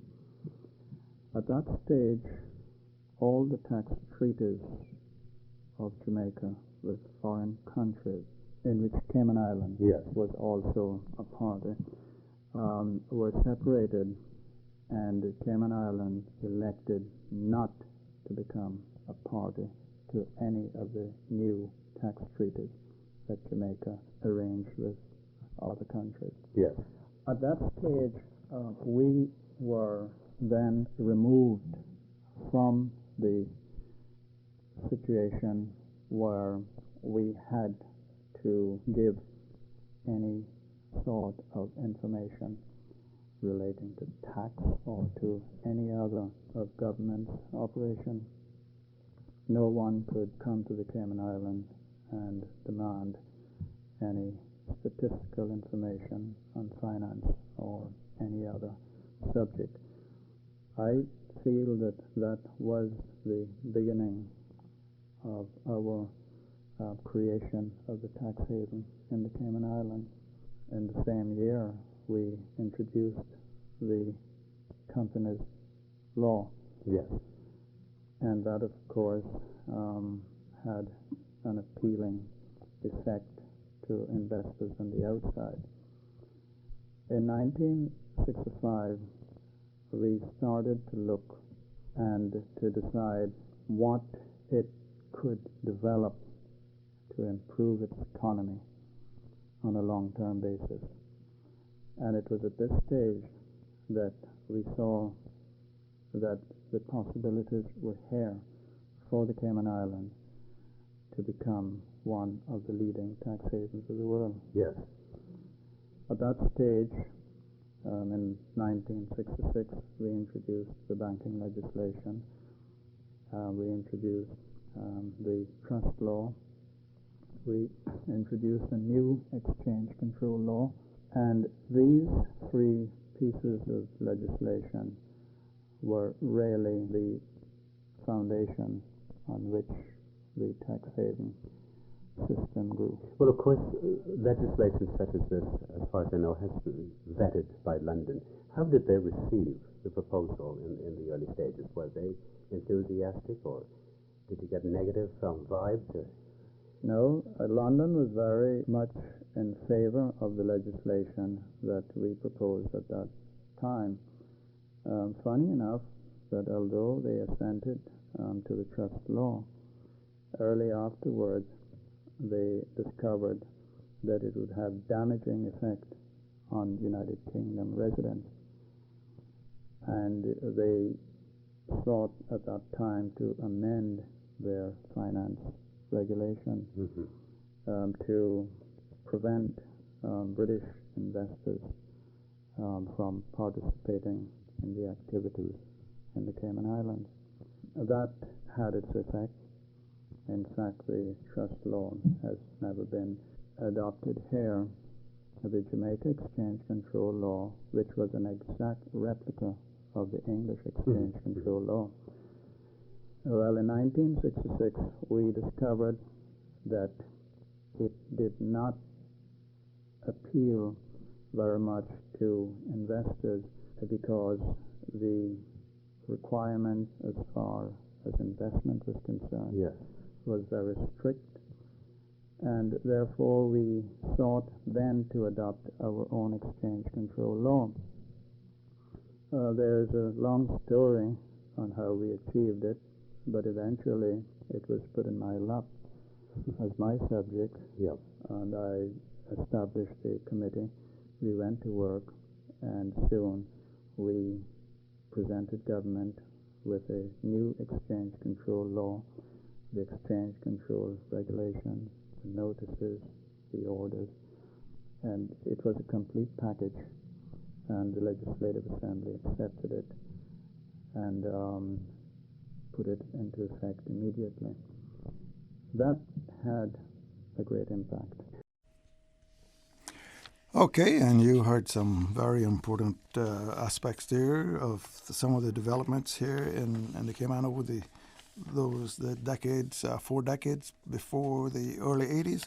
And we're coming up now on news time, and we're going to come back and have some discussion around some of those points. And for those of you listening, we will probably open the phones up for maybe 1 or 2 calls. But right now, it's news time. From district to district, moving through the waters to Cayman Brac and Little Cayman. Your station, your voice. All things Cayman. One radio, many people. This is home. Radio Cayman in the Cayman Islands. Today's biggest news. Radio Cayman. It's only 2 species that we have here on the island. Generations present. Your voice, your choice. For today's biggest news. Access. Local, regional, international, this is headlines from Radio Cayman's newsroom team. Today's biggest news. With your latest headlines, I'm April Cummings. A crowd gathered in front of the Government Administration Building this morning to protest violence against women. The event was triggered by the alleged assault against a female Coral Beach employee involving West Bay MLA Makiva Bush. In international news, U.S. stocks fell sharply today and were on track for their worst week since October 2008. As the spreading coronavirus threatens to derail the global economy. The Dow fell 830 points, or 3.2%. It was down as many as 1,085 points earlier in the day. And authorities are investigating whether deputies shared graphic photos of the helicopter crash scene where Kobe Bryant, his 13-year-old daughter, and 7 others were killed. That, according to the LA Times, which reported a public safety source with knowledge of the events, had seen one of the photos on the phone of another official in a setting not related to the crash investigation. He said the photos showed the scene and victims' remains. That source spoke on condition of anonymity because of the sensitive nature of the allegations. Those are your headlines. From Radio Cayman's newsroom, I'm April Cummings. Stay in touch with Radio Cayman for the latest in news and information. Follow Radio Cayman on social media, Facebook, Instagram, Twitter. Download the Radio Cayman app or log on to our website, www.radiocayman.gov.ky. Radio Cayman, your voice, your choice, your radio. Spring is in the air at Edie's Decor, and no better time to freshen up your home for 2020. Discounted wood look porcelain tiles, marked down extra large tiles, 50% off selected items, and prices as low as $1.32 per square foot. Exterior, bathroom, and kitchen. Edie's has your home makeover covered. Edie's Decor on Eastern Avenue. February tile blowout. 2 days only, Friday 8 to 5, and Saturday open until 4. This February at Beyond Basics Medical Day Spa, enjoy sensational savings on your favorite spa services. Buy up to 2 of any of the following spa services for just $99 each. Laser hair removal to get rid of unwanted hair. Dermaplaning to smooth and brighten skin. Hydrofacials to treat acne, pigmentation, and dehydrated skin. Or cellulite and fat reduction in those stubborn areas. That's up to 2 services at Beyond Basics for just $99 each. Offer valid until February 29th. And services must be used by April 30th. Call Beyond Basics Medical Day Spa at 925-SKIN or visit Beyond Basics Spa on Instagram and Facebook for details. Have you lost your mojo? Find it again at Mojo's in Central Terrace, Bayshore Mall, on the waterfront. Happy hour specials 5 to 10 p.m. every night. Free pool every night. Free parking every night. Food, happy hour, and stunning ocean views. Find your mojo at Mojo in Central Terrace. Central Terrace is home to Mojo, Cayman Creperie, and Lucky Slice Pizza. At Seaboard Marine, customers often ask us questions about their shipments. I have various items coming from different suppliers that I need to ship to Cayman. Do you offer consolidation? Yes. Seaboard Marine offers consolidation for full and less than container loads. We can hold your packages at our Miami warehouse until everything arrives and ship it all in one go. And we have the best rates to Grand Cayman. Visit seaboardmarine.com for more information. Shipping shore to shore, Seaboard. Get ready, gamers, for 6 weeks of non-stop competitive action.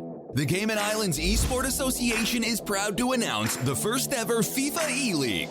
Starting February 1st. Compete for the gold on FIFA 20 for the PS4 every Saturday from 10 a.m. to 1 p.m. at the Town Civic Center. Sign up today at CaymanEsports.org. Competitor fee is just $75 and includes your own jersey and swag bag. Spectators are free, so come out and enjoy the world of esports.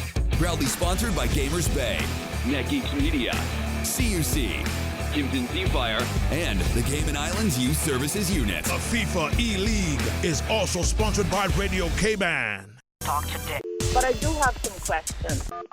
Talk today. Cayman Islands' foremost listeners participation program. Talk today. Because there are more questions than answers. What the public is saying. Waging to take your calls right now. Sterling Dwayne Ebanks.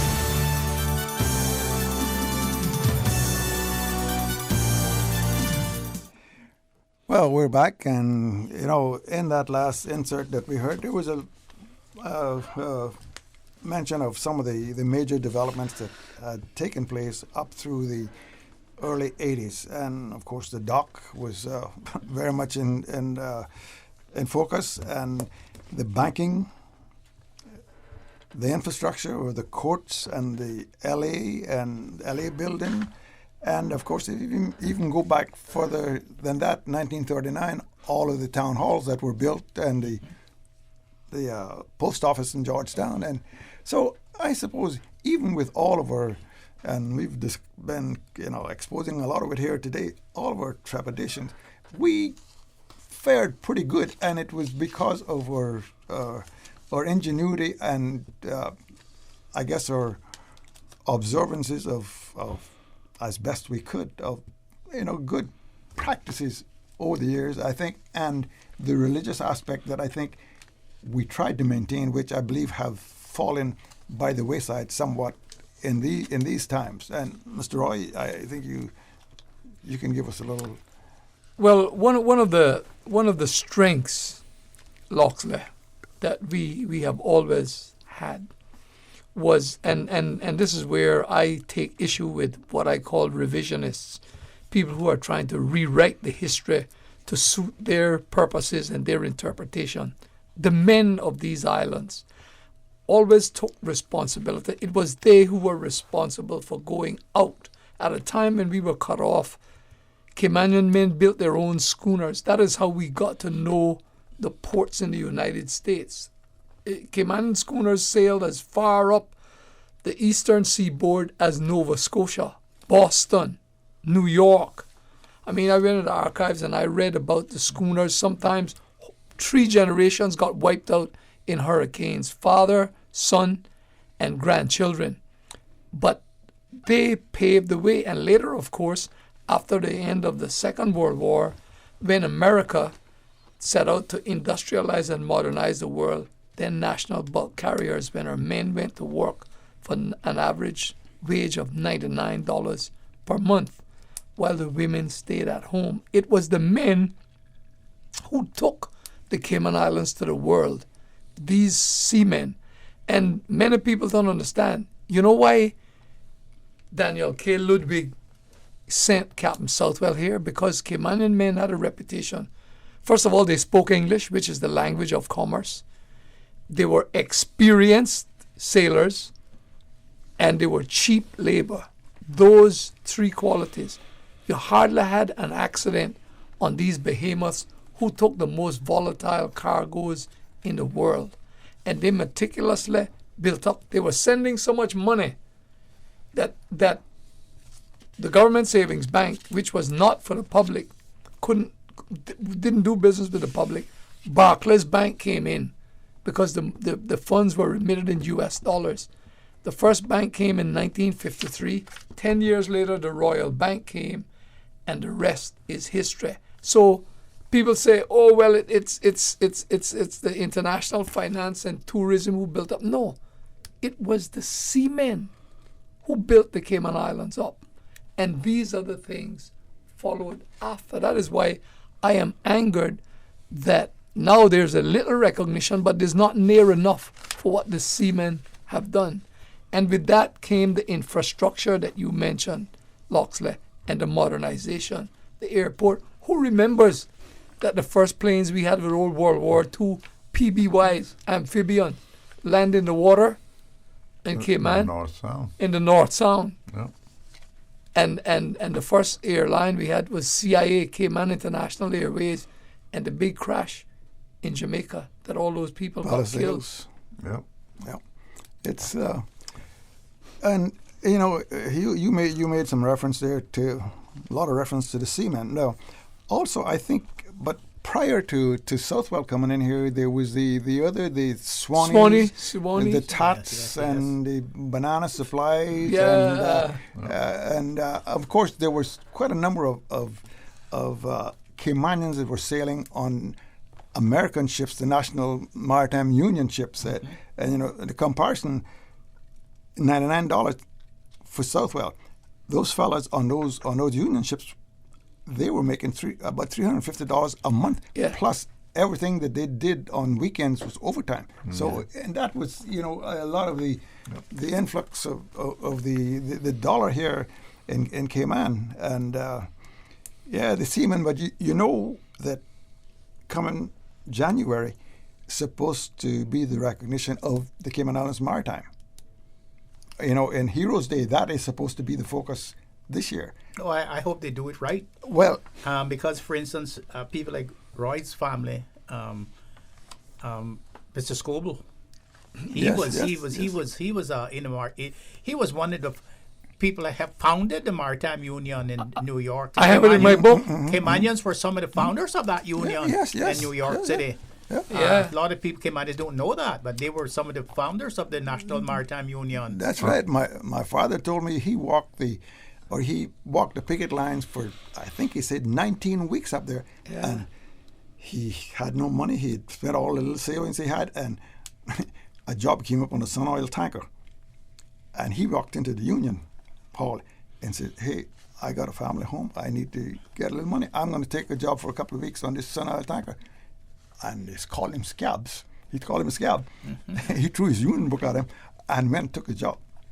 And then war came along, and later on he joined the union. But yeah, they were the foundation, Caymanians of, and that was a very, very strong union, National Maritime Union. Yes. They since merged the National Maritime into the, I think, Seamen's, anyway, the SIU and. I think NMU still exists. Yes, well, if you think that Jackson, a seaman from East End, took the bullet to save Joe Curran's life. Well, my grandfather knew young Stanton, and I learned a lot of stories because they literally had fist fights. Stanton was an enforcer. My grandfather was a recruiter, and I meet Caymanians who tell me, "Well, your grandfather was a good man. He gave me a break because he had influence as one of the founders of it was Joe Curran." According to my grandfather, and a group of cast-off West Indians, many of whom were Caymanians, who fought the establishment to get the union recognized. Yeah, those guys you're speaking about, like your grandfather, they were called patrolmen. Yep, patrolmen. That's what he was. Yes. Yep. That's what my uncle was, Uncle Wilson. He was a patrolman for the National and they held some power. Yep. Of course. Yep. Yeah. And you know, Loxley was speaking to the development, the infrastructural development. Again, we should have pride and respect for our people who, in government and otherwise, because there was a greater closeness between the representatives and the persons in the community. As I know it, that you know your representative, you could talk to them, they would talk to you to hear what you were thinking and so on. Not like today where you elect them and 4 years later is when you get to see them. That type of thing. That we knew we needed a post office. We knew we needed a talk. We knew we needed a town hall or a courthouse and so on.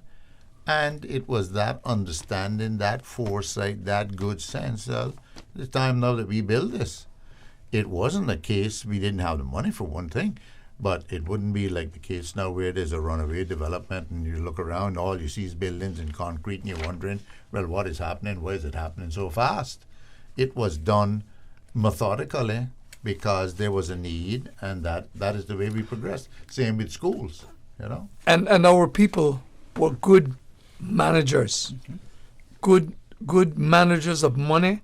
They had a good spell. They had the basis of practicality from the years at sea. So they were good managers. They were frugal in their development. Who remembers when the first airport was built and the tarmac laid? We hired equipment from the Jamaican government. Hired equipment, because I emphasize that the Cayman Islands paid for all its infrastructure. We were never grant aided. We hired the equipment from the Jamaican government, and they came down here. Public Works of Montego Bay. That's right, Dr. Mack. Public Works of Montego Bay, and we laid out that runway.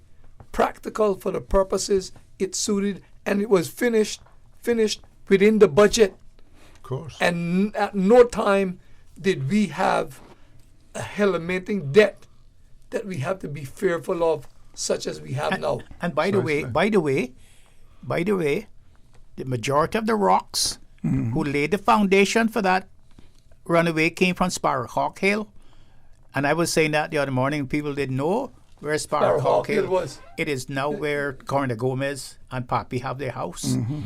They dynamite that hill down. That was the highest point in Georgetown. You could see West Bay from that hill. That hill coming towards Bobby Thompson. Yes. And they built it. But today, you can't use Cayman rock now. You got to use Canadian rock now to build the airport. So I don't know what the difference between the rocks now. Well, I think it's who's supposed to get the money. You know, we don't necessarily see that. We get the benefit.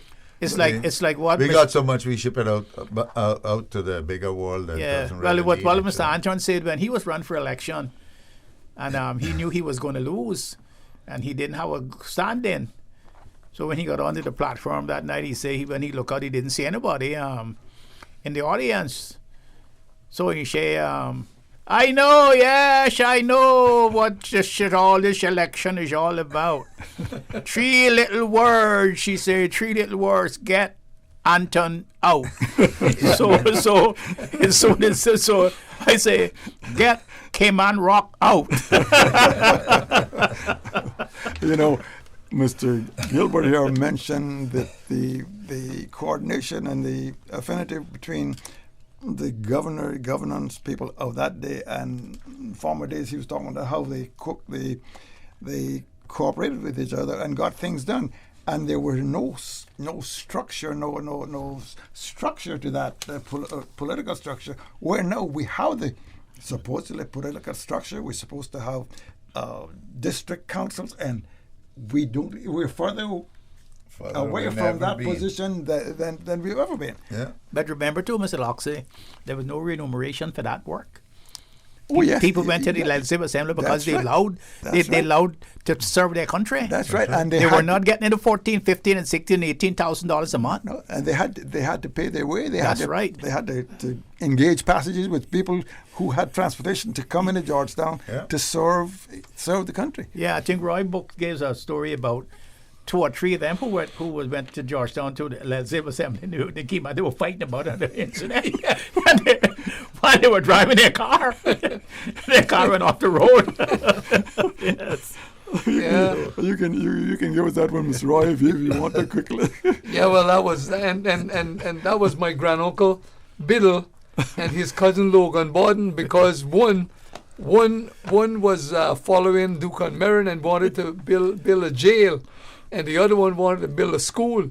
Logan was the driver, was in Logan's car. B was in the back, and to get his point across, he struck the driver, which was Logan, and the car ran off the road down by where we call Breadfruit Walk. But that's how passionate they were, and also that's indicative of the situation today, because education from that time Yes. was given the short shrift. And B said, how the hell dare you build a jail when we should be building a school? So that's what you want to do with the people. You want to jail them instead of educating them. You know? And we're still not up to par with that. I mean, there should be a civics class in every school dealing with just basic things that we talk about around this table here today. And you know, I don't know whether I believe there is a push to get that done. But I know, Doctor, you were invited one time to. Sir, Loxley, there is no push to get that done. The agenda is not to have that done. You know. What happened to your call that you got? Call. I get that call every day when I hear my cows bawl. That's the only call I know. But because you keep the people in the dark, and that's the way we will control things. I mean, who ever heard of commissioning an outsider to write the history of a nation? Hey, history is not written that way. We should have our own people commissioned to write the civic. You go to Israel. You go to Israel, and you see who write the history of Israel, if not the Jews. They don't get any outsiders. But I know. I tell my good friend Dr. Steve, I ain't going home waiting on that call, you know, because that call ain't gonna come. Yes. And I'm not stupid. That call ain't never going to come. Never going to come. It was made in public everybody here. But sir, I with all due respect, a large crowd, a politician, and a microphone. Yes. yes. You were told to go home to spend a Christmas with your wife, have a good meat of turtle meat, and eat have a couple of bottles of wine because you'll be ready to come to work back again in January. Right. That was a year ago. My friend Gilla called me up and said, "Boy, Roy, I hope you're not taking that seriously."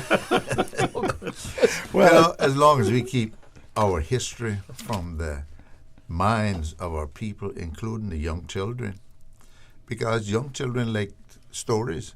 History is stories of what happened in the time past.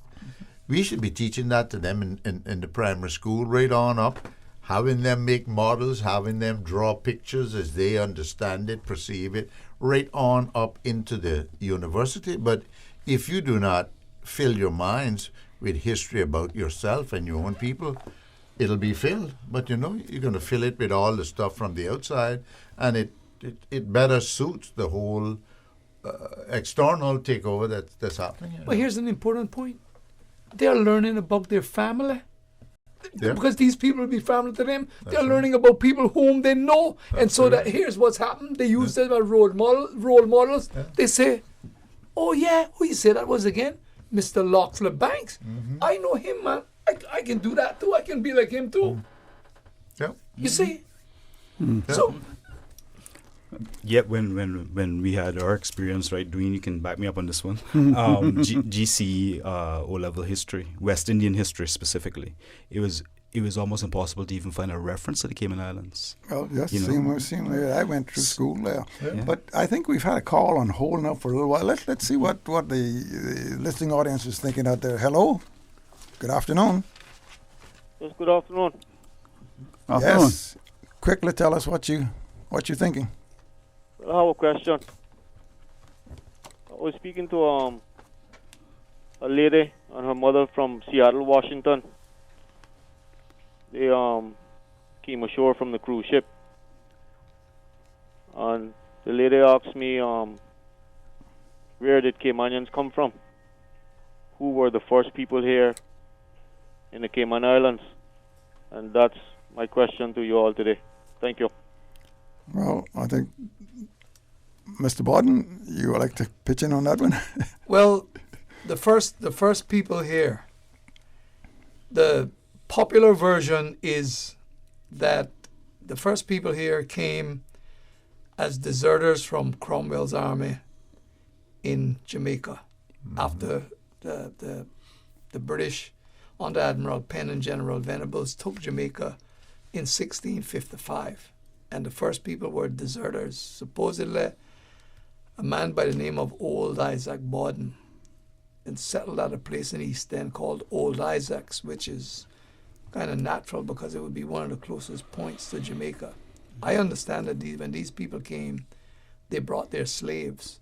But the most elaborately recorded history of the first settlers were that of the land grant holders who were given licenses to come and cut wood, hard wood, in the forest, and they were given patents, which they then sent back to Jamaica. Supposedly white people with the black servants cutting the wood. And that was log wood. So Crimble. No, that was mahogany. Yeah. Georgetown was a whole mahogany forest. Yeah. So Crombie and Crimble, Foster, Crimble and Foster and some of them were from Bermuda.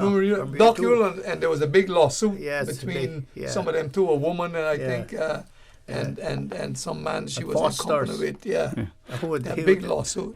And they came and Georgetown was split up into 4 different parcels, and also there was the Bawdens, old Mayor Bawden, who was given part of Bawden Town, and Newlands, and that's Newlands got his name from the surveyor, Mr. Newlands, who came to survey her parcel. So it was those people, but there are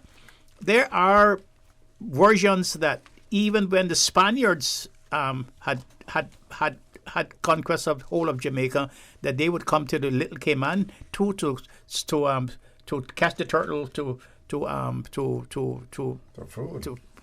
for food. But even earlier than that, though, I mean, even the Dutch, but even the Tainos, prior to that there is some. Well, the first recorded history of black people being brought to the island came here on a Dutch slaver that was chased by a French privateer, and there was no history of the people leaving, the black people leaving Cayman.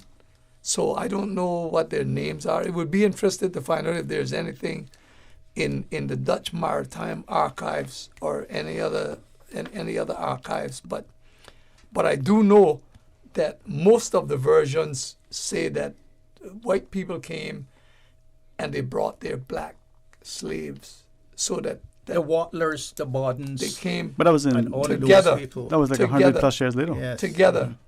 No, at the same time, at the very beginning, they came.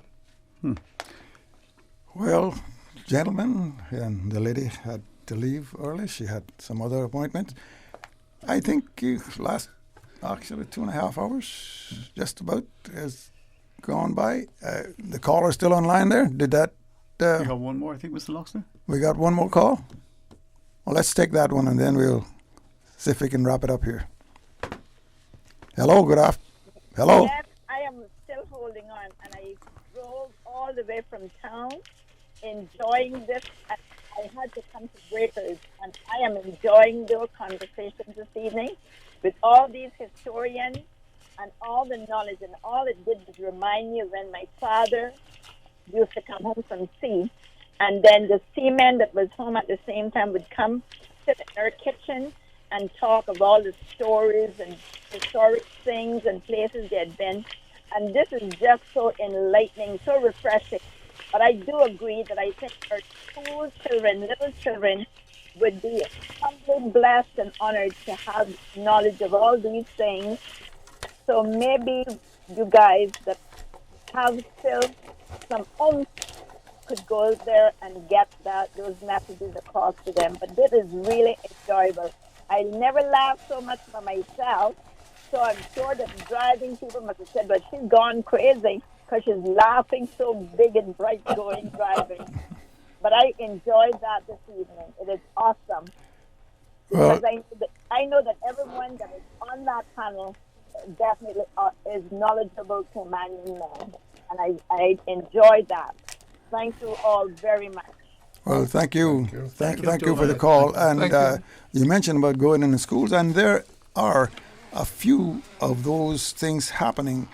Rena Jefferson in West Bay, she has got a little group together, and every other Friday they go to the schools and talk about various historical aspects of the Cayman Islands. I was down there 2 weeks ago, I think, in the catboats, and that was a part of the discussion on that day. So I think hopefully that we can, get a lot more of this going, and that the education department will really come in and grab the bull by the horn and take it where it needs to go. And as I said, we've just about ready to wrap up here, and we'll go around the table here. Mr. or Dr. McField, we'll start with you and just, close out. I tell you, Loxley, that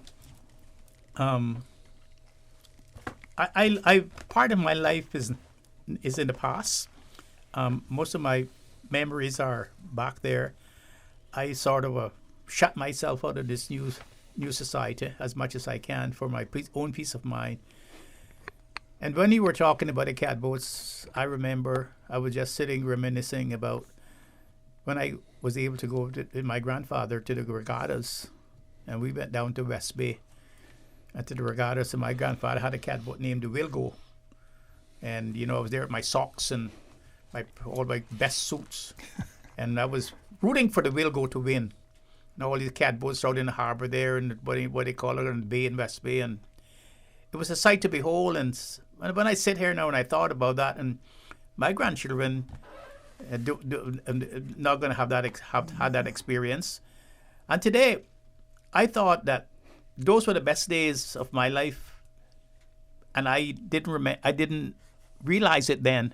It's only now as I get older and stuff that I really sort of withdrawing and sort of go back there and try to get some peace of mind and some clarity. And I always like when you like I said, you call to come here, because I can share those things with other people. But as far as educating our populace is concerned, I don't think that's going to happen, because I think the people who are interested in the education, and it's not the establishment people, and it's the same conversation we had all afternoon. We're not the establishment people. They're not going to ask us to come to any schools to educate people and to do that. What Rena's doing in West Bay is an exceptional thing, and I'm so happy and glad for them, and for you too, that Mr. Loxley, that you can depart some of your experiences that you had, because you live a very colorful life, and you've had a very colorful family, and that was what made us great. When we walk in New York on the streets, and New Orleans and Mobile, Alabama, and Jacksonville, Florida, and Tampa, we walked as men. We were boys. We were 19 and 20 years old, but we were Caymanians. Amen. Mr. Borden? Well, this is a remarkable coincidence.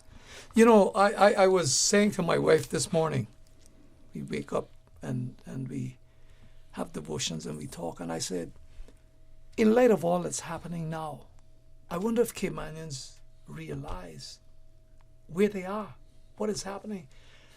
And I was saying to her, I want to talk to Dr. McField again, and Gilbert, and perhaps bring in Teresa, and we need to hold some forums, because Cayman is changing, and our people are not understanding what has happened to them and what is happening to them. And so she said, well, Roy, you should try to get Celebration Park and hold these open for. I said, I'm going to talk to Dr. McField, because I look to him as the leader in these kind of things. And people need to know, because Cayman is leaving a host of people behind. I mean, I was hearing today about rents going up 20%. Mm-hmm. People not having a place to stay. It's no longer a transition. It has transitioned. It's no longer like I wrote in the book, in transition. It has transitioned now. And the events of past days has put us where we will never be as we were. And if we're not careful, it won't be Patrick, it won't be Dr. McField, it won't be Gilbert. It will be other people taking over with a new agenda. An agenda that is not constructive, conducive and empathetic to our people. But nobody is trying to tell the story because the political directorate is too busy with the other agenda. And so it's the people who are going to suffer. So, Loxley, once again, I have to say to you, like Dr. McPhail, I'm elated. It's like when you call me, man, I feel like I'm in my old granduncle's store on B, pinching a grape or two, or smelling an apple. We'll try to get some sweet sops and bring it next time. Patrick? Yes, sir. I mean, to add to what these fine gentlemen have said, I think that, in today's world where we have all this access to technology and to information, we have to grasp the opportunity now to ensure that our children and our children's children do know these stories that we didn't have the opportunity to hear, in many instances. Because if we don't, we definitely will be lost. And so it is crucial that this information is passed on. Mr. Gilbert? Yeah, well, Loxley, again, I always appreciate coming here and sitting down with yourself and my friends and colleagues, Steve and Roy and Patrick joined now, and Sterling. And I'm one who believes that I have always had nationalistic views. I will die with them. And having nationalistic views is not something that is a negative. It's very much a positive because it means you're connected to where you're from, where you're coming from, what you eat, how you slept. Where you're going to. Everything. So that's where I've always been. That's where I intend to end my days. But one of the things that seriously bothers me, and I haven't seen, I'm not even sure where you would try to go to get to see the syllabuses of what they're using in primary or the childhood and so on. But I do believe, and I would say I know, that to make a difference, that some of the things that we talked about here and many more that we can't talk about in the short period of time, is that we need to have syllabuses in school that teach Caymanian history in all of its facets.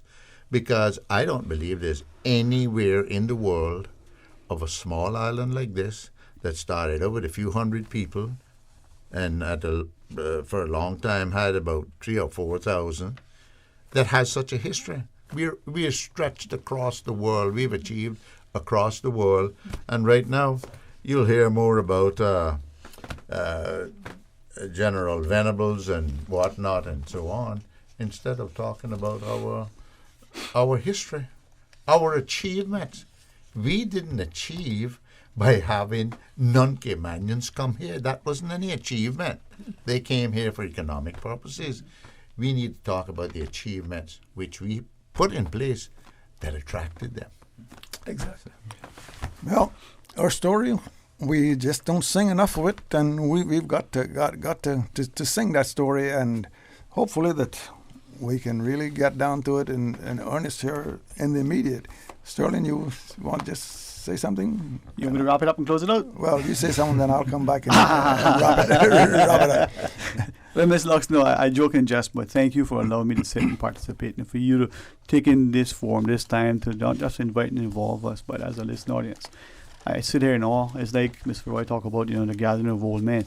Old in terms of experience and expertise, old in terms of being, those tough individuals with a great resilience and resolve. And as we look at our people, our history, our heritage, our culture, the sad thing is that, unlike the words of Bob Marley talk about, none but ourselves can free our minds, we allow others to denigrate and degrade us. We speak to the economics and the commerce without looking at the resolve and resilience of our people. Okay. When we think of where we are, it is, striking. The more things change, the more they stay the same. Mm-hmm. The fact that what we talked about earlier, the education of ourselves in our formal structures, is not just lacking, but is an example that we don't exhibit within ourselves, within our homes, within our communities. And we look at where we are today, right this minute, right this place, whether it's the constitutional quagmire, a quandary, a crisis that we may have found ourselves, or if it is the political posturing of the electorate or the aspiring. But without a resolve, and I say this, Mr. Loxley, if this is what retirement looks like, then I'm looking forward to it, because it may be that time for people to be able to, one, find the time, two, to be respected. Mr. Roy, when you share that you feel that sense of pride of being included, I said shame on us for not extending that more often, us as all of us, because without the opportunity to listen, to engage, how are we going to achieve? But anyway, you said a few words, sir, so let me stop there. Yeah, well, you mentioned the quagmire, and, the silence of the political is deafening. In this arena, this present day arena, but that's a whole big subject we can't address today. But I appreciate you guys so much, coming in. Gilly, I think you didn't make it in when Roy was saying how elated he is when he gets the call to come in here, and I asked him, I said, well, was you as elated the first time that we brought you and him in here 35 years ago? Yeah, you were the forces that we didn't necessarily want that to happen, as I recall. Yeah. But, and hopefully that we've imparted some knowledge to the listening folks out there. And we're going to have another program in this series of the road to our first constitution, Cayman Islands governance and politics, and we're going to be dealing with some of the personalities that came up through names such as Mr. Lee Ebanks, most of you, and names as Mr. Alan McLaughlin and Mr. Spurgeon Ebanks, and where we can enlighten these people. And we'll remind you here that this program was brought to you by the Ministry of Culture and by Parsons Air Conditioning and Refrigeration, and you can visit them all. You can visit Parsons for all your air conditioning, refrigeration, and appliance needs. And our thanks to the Ministry of Culture for coming in on these programs and helping us get them promoted, because to go back and gather all of that stuff that went 40 years ago, and looking at what they were saying 40 years ago, that is also extended back another probably 30 years, 40, 50 years for what they were hearing, which reflected what their thinking was at that point. So again, thanks to all of you, and that's it for this evening. Thank you.